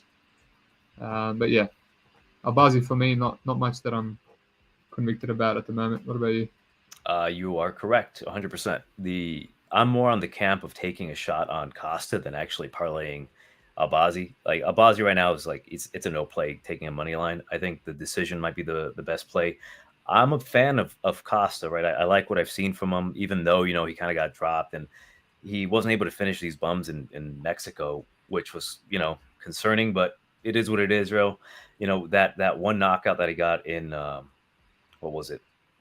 Carlos Gomez like about a month ago. It was impressive, but he's not going to be doing shit like that to Albazi, especially early. I do think he's potentially, and I mean like maybe 10% live for a finish in this one. Currently he's like plus 350, so I might just again suck my dick parlay or suck my dick play on the guy. But I really do think this is a huge step up for him, especially on short notice. Albazi, he's just going to be, I think, just too good for him. The pressure he's going to put on him, the takedowns. I don't think he's going to have any fear of taking him down or playing jiu-jitsu with him. You did mention it. He submitted black belts before. I do think Costa's a better, more dynamic black belt. I mean, I can see him getting an armbar off the bottom, but I think Albazi is just too damn crafty. Like he's going to be too smart. Pressure's going to be there. Costa doesn't like being pressured. Like even the bums in Mexico and Combate America and Lux, they pressure the guy. I don't really like the way he kind of handles that. And yeah, I'm just more so on the side of like, I don't want to parlay Albazi. I would stay away from that. I do like the decision. I do think Albazi's not necessarily known as like a punching finisher. I don't think he's going to be able to submit this black belt. I think Costa's tough enough. I think he's going to be crafty enough. I think he might gas off the bottom, but still kind of pose enough threat to not get finished. So I do like Albazi by a decision if you were going to go with anything. So my pick is Albazi decision. I might end up taking that particular prop. Nice. Yeah, it's tough to know. I feel like if he does break down Costa, I'll probably like. I was honestly surprised that even someone like Gordon, that he finished him so, not Gordon, Figueiredo, that he finished him so early. I expected maybe some control time, some mounts, some ground and pounds. But yeah, just as soon as he got his back, Gordon it's either Figueiredo is really crap or Albazi is just for real. So yeah, that's why I wish I saw him against some better fighters. Give me a proper gauge on his skills.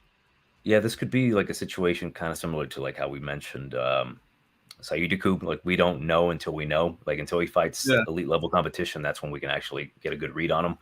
And shit, that's what kind of makes me so curious on taking Costa. Like he's looked shit, but he might be due for like a spectacular finish in this fight.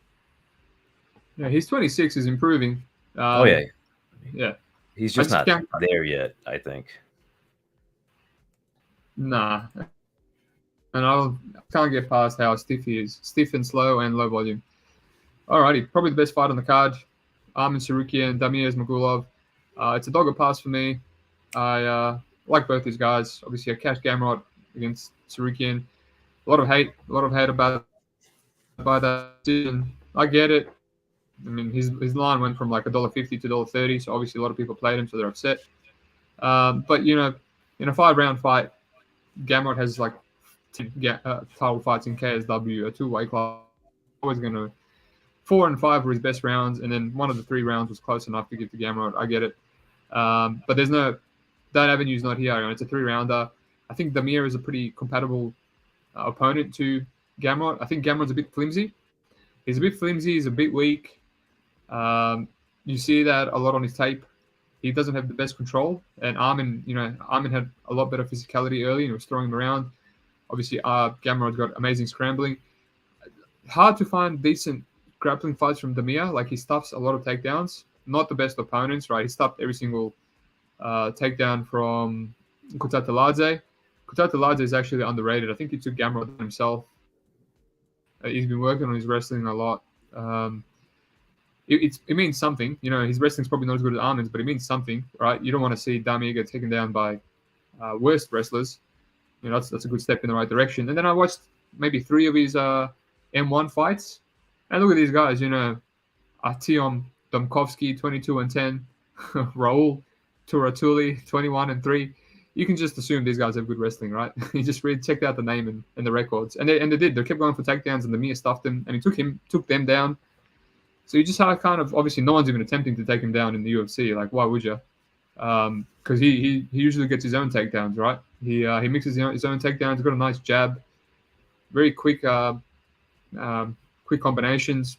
I think a lot of people underestimated him after having an off night against Alves, got dropped and kind of did what he needed to do to win, and then he came out a lot better against Kutateladze, busted him up, stuffed the takedowns, tried his own, couldn't really get much. So that makes me believe that he probably won't be able to get his own takedowns against Arman, because Arman is as physical as Kutateladze, and we've seen him, get taken down by Makhachev, and Makhachev not really be able to get anything off.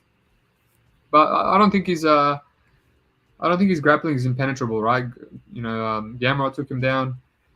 Christos Giagos reversed him, ended up on top.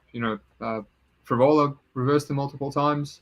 He's a good kid. He's a good fighter. He's just minus 200. I think he's fighting another good fighter that I reckon Damir should at least be top 10 minimum.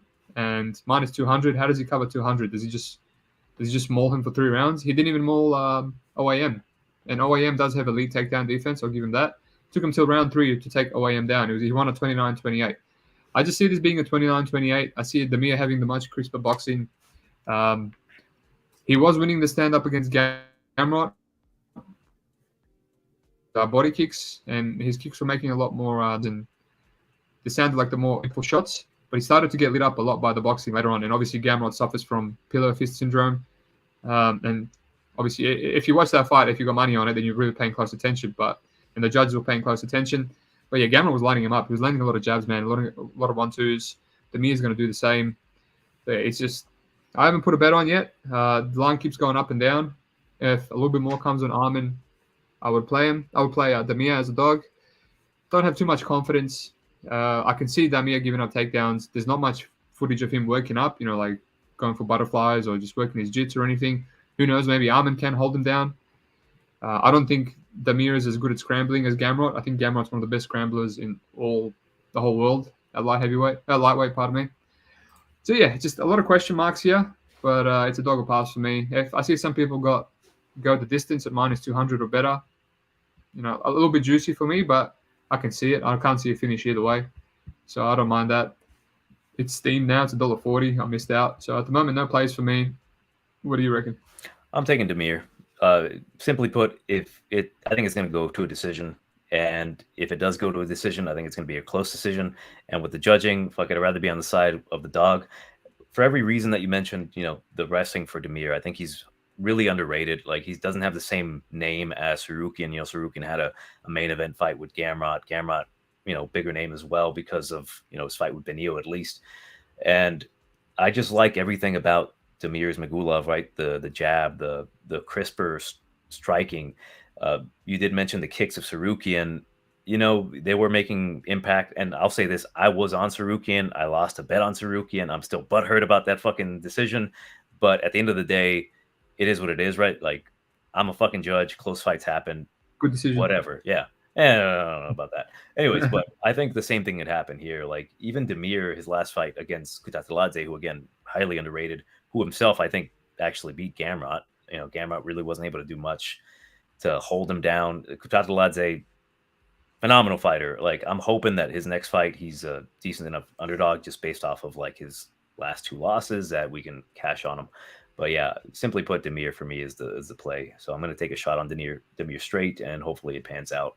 My biggest concern with this one is if Tsarukyan's, grappling, like, first 2 rounds is going to be incredibly dominant. I think someone put it, MMA Jesus said, Arman going to be throwing this dude around as well, but how will it be scored? Exactly. The scoring criteria, I don't want to go in a rant about this shit of the scoring criteria, but when it comes to these inconsistent judges, I do think if, say, the control time, and I fucking hate control time, if Arman's on the side of the control time, but Damir Ismagulov is defending and throwing strikes, landing cleaner, I think he edges out that decision. I think he gets at least a 29-28. I do like the over. I like the decision prop. You have to be on the right side.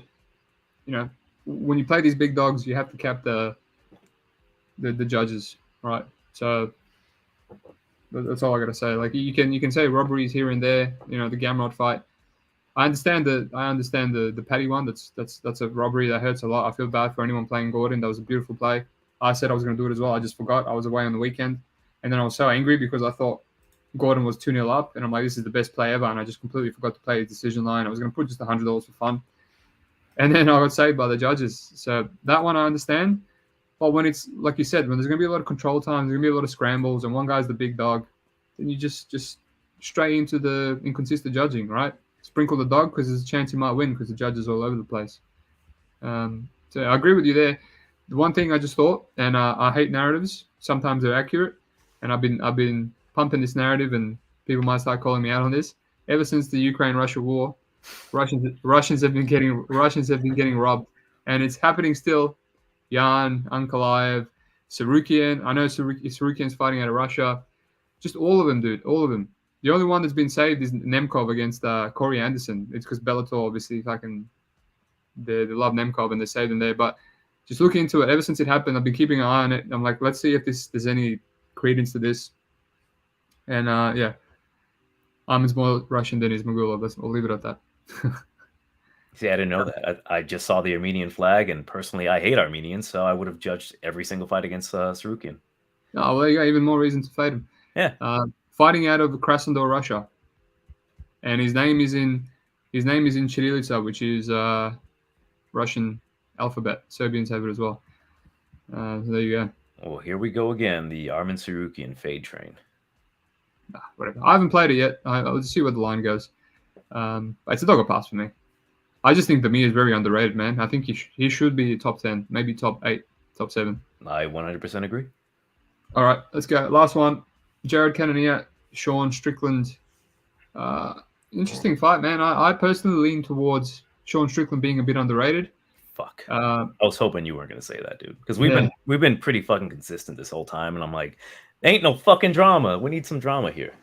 I don't like that, though. I don't like that. I wanted you to be opposite on every single fight, and then I can argue with you. Yeah, so you can make me look stupid and shit, and be like, You said, don't come on my podcast and talk shit. Sorry, yeah. Yeah, no, spit on the screen. I realized I just spat on my own webcam. Yeah.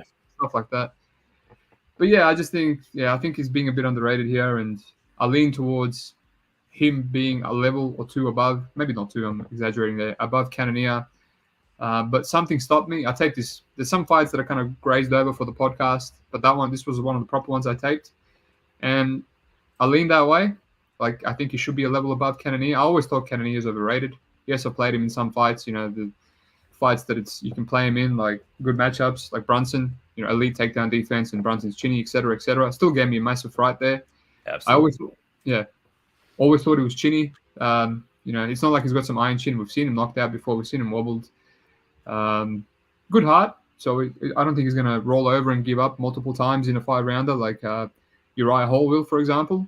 I think Sean Strickland, if he jabs him up and lands a lot of strikes, Jared will be there. He will look to counter. There'll be no quitting him. He's very vulnerable to straight punches. Every single jab was just throwing his head back against Adesanya. I see a lot of people saying he did good in that fight. I attribute that more to Adesanya than anything Cannonier did.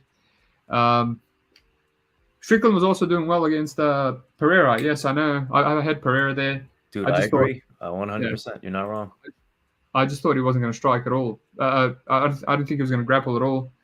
And I was like, yeah, I'll play Pereira because he's gonna knock out Strickland 9 out of 10 times if it's going to be a stand-up fight. And just the way he fights, he pressures, he jabs, he leg kicks, and Cannonier has horrible volume, man. He's just a couple of leg kicks here and there. He does the match Snell striking where he keeps switching stances, like thinking about it mid-switch, throws a 1-2, leg kick. Like, you don't have that time to do that stuff when Sean Strickland's constantly pressuring you. And at first, I've been on the Sean Strickland train and making a lot of money on him. Like, I played him a juice against Jotko. Gave me a little bit of fright there. I thought there was going to be a split just because he was eating so much volume back from Jotko. He did the same against Hermanson. I had a big KO decision against Hermanson. Bet365 has the best double chances, by the way. I got like 40 cents extra for that. And my friend was like, oh, this is a 40-55. And I was like, no. When I got money, I'm always expecting the worst. And then when it was a split decision, I was like, I knew it. I fucking knew it. I was like, you need to do more than just jab him, Sean Strickland, because Hermanson was throwing hard and he was hitting his chest. But that's all judges, they just see the impact. And I can see that happening here with Jared, which is why I haven't pulled the trigger yet. He's just, Against Hall, he had, bad optics from Hall. Hall just turns around and he's like, oh, my eye hurts, and he was getting taken down. Cannonier won't have those optics. Maybe he will, sometimes I think Strickland has underrated power. He can sometimes land a big shot. But yeah, I just think I leaned towards the fact that this is a level of step up, and people are just shitting on Strickland because Strickland got knocked out by Pereira, which means absolutely nothing here, because Pereira will absolutely knock out Jared in about 30 seconds.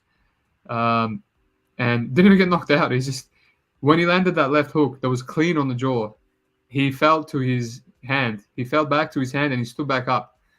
Conor McGregor did an interview where he says, when I fall down, I always like to put my hand behind me so I can spring back up, like he did against when Khabib knocked him, when he hit him with the overhand right.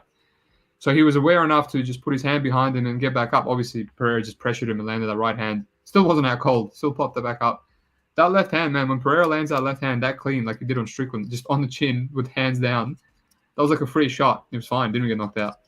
Just stood up, wobbled around, complained to the judge. Another person in LFA that copped that left hand, they waited half an hour for the ambulance to come, and he was still face down.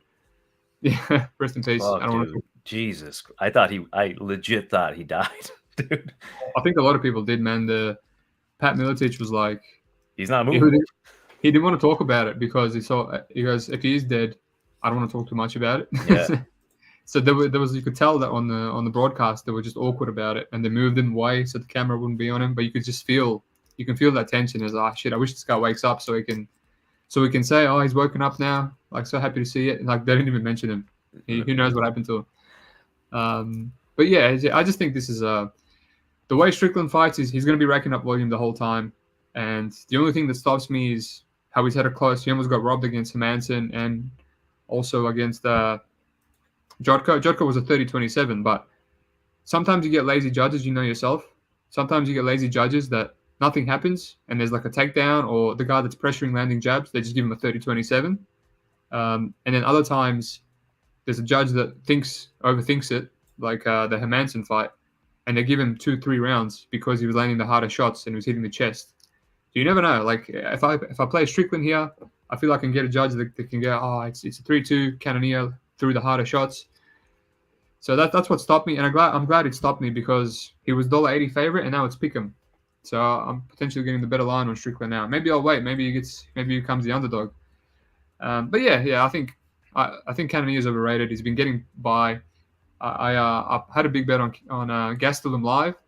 I thought it was potentially 2-0 for Gastelum. Everyone gave Cannonier round one. Gastelum was just racking up the volume and then just kept getting dropped and losing the rounds like that, basically on two big moments. In round 4, he didn't even get dropped. He hit his shoulder. He hit Cannonier's shoulder, and the judges thought it was a drop. And it was a 3-2. Yeah. I've said enough about this fight. I'm leaning Strickland. I haven't played anything, but I feel like this could be a levels fight. What about you? And he also checks kicks. A lot of people talking about kicks. Yes, he does, doesn't he? Yeah, he stands upright, which is why his defense is so good. At first, I thought this guy's horrible. He's got horrible defense. But then you look into it, and his stats are like amazing. His hillbilly stats are amazing. And then because he stands so upright, he's not heavy on that lead leg. He's always ready to pick it up like a Muay Thai fighter. So he's a bit herky-jerky, but it works for him, Not saying you can't get sparked by Cannonier. It does make me a bit scared. But yeah, I've said enough. What about you? Yeah, I agree. Like, I think there's a lot of like the big narrative about Sean Strickland getting knocked out by the fucking champion, the former Glory kickboxing double champ. Like, yeah, like of course, there's obviously, I think people are more so butthurt that Strickland didn't wrestle, which is like the dude told you he wasn't gonna wrestle. He doesn't do that. Like, I don't know what it is about Sean Strickland. Maybe because like he's from where I'm from in Corona, California, that like I understand him 100%. Like, but this guy, like, I get his type of style. Like, he's not gonna bitch out. He's not gonna go for diving legs. So I knew like Pereira's gonna eventually catch him.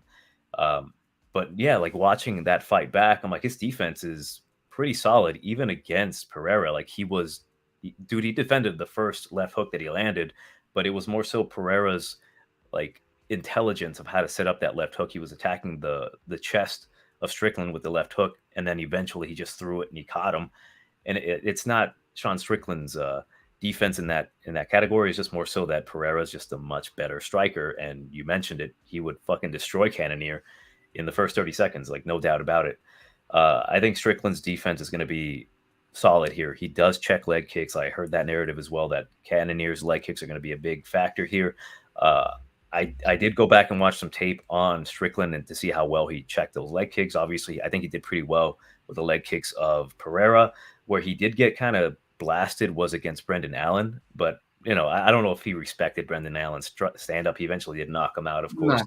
Yeah, and Cannonier, he definitely can crack Strickland, but I don't think Strickland's going to get incredibly hurt. As we discussed it, his defense is pretty solid despite him kind of looking goofy. Like, he even said it himself. He stands like fucking the iCarly chick.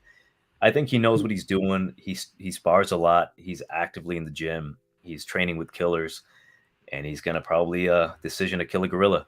The biggest issue, you did mention it with the judges. That's one thing I probably didn't consider as well, is that if it does go to a decision, the harder strikes might be landed by Cannonier, but the volume outright is going to be Sean Strickland. This is going to be in the apex, so anything loud coming from Cannonier might sway the judges, which, like, if we're being honest, dude, like the way they train us isn't to hear the strikes, because when you're there watching it, sometimes you don't always have the best angle, but you can tell when a strike is just loud, but it doesn't actually hit. Like, if it hits the glove, you can usually see it. When you see a guy's head get popped back.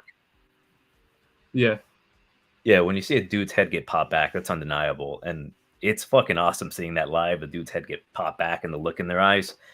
That's amazing. And I think that's what Sean's going to be doing, the straight punches, the 1-2s. Hopefully he does more than just throw the jab, but I think the jab obviously is going to be the biggest factor in this fight, him just being incredibly active, putting on the pressure. Dude even put pressure on Pereira, which was like, this guy has balls on him. And I do think that despite the narrative of him, not wanting to be a bitch and grapple, I think he might actually clinch up a bit. I don't think he's stupid. I just think he did want to just prove himself against, the scariest dude in the division in Pereira, and it backfired on him. I think he'll fight smarter here, and I think he's going to take the decision.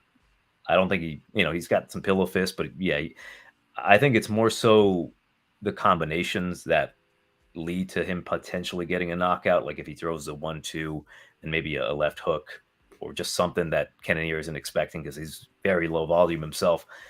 I think he could potentially get Cannonier out, but I will give it to Cannonier. The only thing I would disagree with you on is that I don't fully disagree that he's overrated, but I think he's not terrible. Like, he has a lot of good attributes. It's just that Strickland is going to be a step above him. I wouldn't fully call him overrated. I think he can be overrated. I'll say that. I'll disagree with something. I think Strickland 100% is stupid, but like just as a person, he's fucking stupid. But he's a world-class fighter. So it's got nothing to do with. I reckon 80% of fighters in UFC are stupid if you just look at it in a blanket term. And like in the Jack Hermansson fight, like I think he was expecting the takedown a lot, which is one of the reasons I played him. I just thought he's going to be very good at stopping takedowns, so I could trust him there to outstrike Hermansson.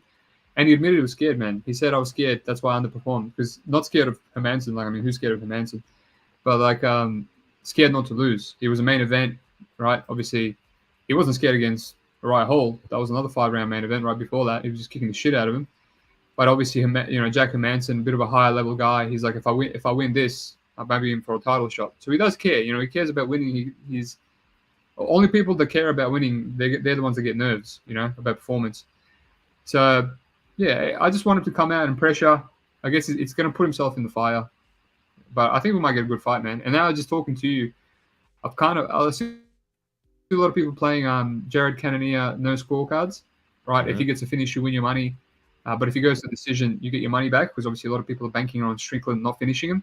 Like I said, I'm still sus about that durability. I've got a bad feeling about it. And the fact that all of Twitter and all the cappers are on it scares me as well.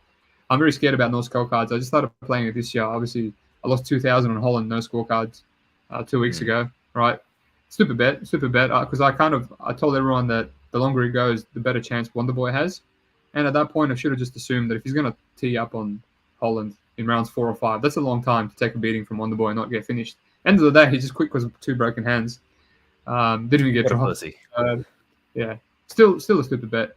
So yeah, I feel like talking to you, I'm liking the unders, man. I'm liking the unders. If he does what he did to Pereira, but by the way, Pereira bounces on his feet, very light footwork, and he still ate a lot of shots. Jared Cannonier just covers up his guard and stays there, looks to counter. So I feel like someone's going to drop. Someone's going to drop. It does make me a little bit scared. If he couldn't finish Uriah Hall, how's he going to finish Cannonier?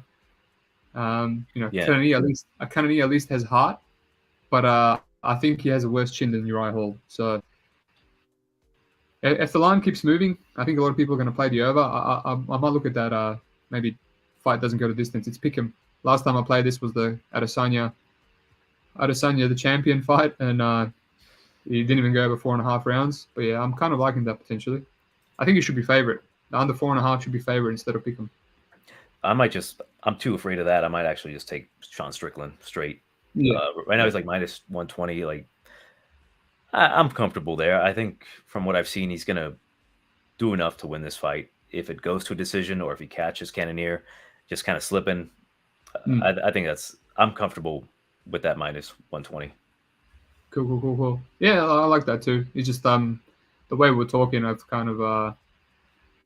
talked myself into that play too. Let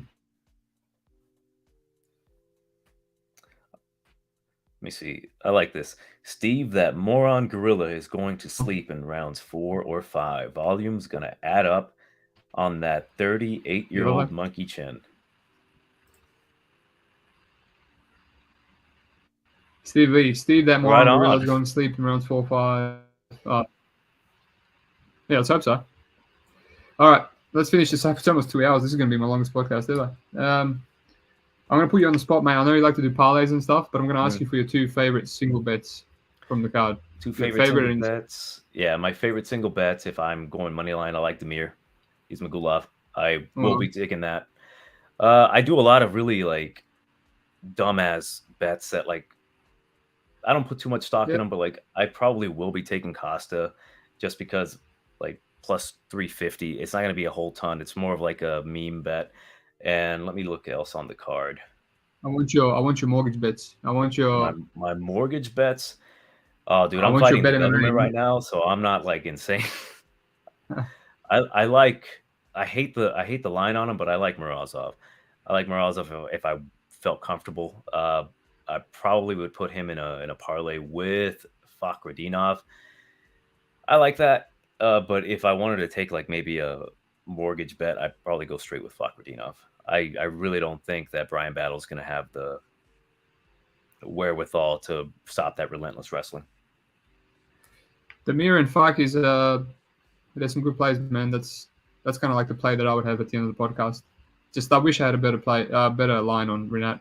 And I know Scrap doesn't have time for this podcast this week, but he told me you could still play Fak potentially at up to minus 200.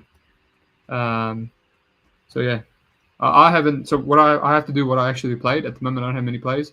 I've got Cheyenne Vlismas at almost $1.60. So, and I've got Kape $1.44. So it's not my usual plays. It's massive juice. Just kind of played these before doing the tape. And then looking down the whole card, what else do I have? I mean, I got Go the Distance on Drew Dober, Bobby Green. Something stopping me, maybe because I lean Dober, and there's always a chance to get to finish. Yeah, I'm going to go Cheyenne Vlismas. Fuck it. And that guy that's feuded with me on Sherdog, you can come and leave an abusing comment when I lose. And I just have to go with... I made up my mind before, but I forgot now while you were talking. Oof. What else? Just go Drew Dober, Bobby Green, Go the Distance, $1.71. I think I give Dober maybe 20% chance to finish him. So, yeah, those are my plays, but luckily you don't have to hold me on those because I'll do a final podcast on my bets. That's one of the reasons I started doing this. Because I don't usually have many bets when I do the podcast. I'm still finishing off tape. Yeah, like for me, I think I really like that Bobby Green and Dober goes the distance. I think Bobby Green's going to have decent enough head movement to really avoid anything big from Bobby Green. I know, like, when looking at him, he's been dropped, of course, and he got knocked out by Poirier, but I think Poirier just kind of caught him slipping. I think that Bobby Green is different from, like, what is he now, 36 years old? I don't want to say he's mature, but, I think he's I think he's more defensively sound now than he is when he was back then. So I think the decision prop or the over or fight goes the distance is probably where I'm gonna actually parlay quite a bit of bets. Nice, man. Very nice. Tattooing Dreams. Tatooine.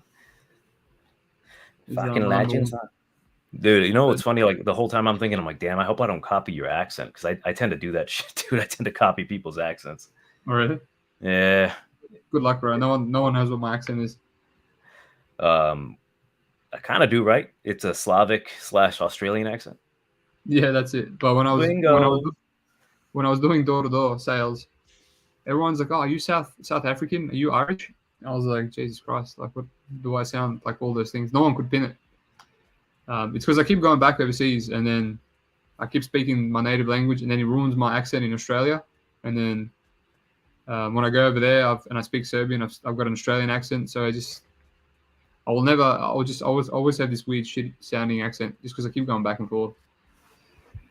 But yeah, good guess, man. All right, let's call it a day. Almost 2 hours. Thanks for joining me, man. Do you want to plug anything? I could even do it for you. TigerBombMMA. Subscribe to his podcast. It's beautiful. It's funny. It's great. I appreciate it. Take it right, mate. Sorry, I took it. Oh, you're good. I don't like plugging my own shit just because it's not for me. So I will plug somebody else's channel. Check out UFC Ninja. He's on the Discord, the TigerBombMMA Discord. He's funny as shit as well. Check him out. You know, I like what he's doing. So yeah, check out UFC Ninja on YouTube. Well, there you go. I've never had someone plug someone else. I'm a generous guy. It's Christmas time, and it's about giving. Yeah. If I could retract what I said, don't worry about TigerBombMMA. Just go follow this ninja guy instead. No. Fuck me. TigerBombMMA is what they call me, right? Tiger Bum. I'm fucking surprised no one's done that. I'm like, I'm ready for it. Like I'm ready for it, and no one's come up with Tiger Bum. I'm like, all right. I think you need to have a bit of an audience before you start getting a name where someone trashes you. It's like it's no point. I guess you're right. Yeah. I'm like, when are these three people gonna figure this out? Yeah. When they're probably autistic or something. Anyway, thanks, mate. It was a pleasure. Appreciate it. Absolutely. Maybe in 2000 and if you're up for it in 2023, we'll do it one other time. Maybe sometimes I'll jump on yours. But yeah, thank you very much, man, and have a good Christmas. You as well. I appreciate it. Thank you. See you, buddy. Thanks everyone for listening.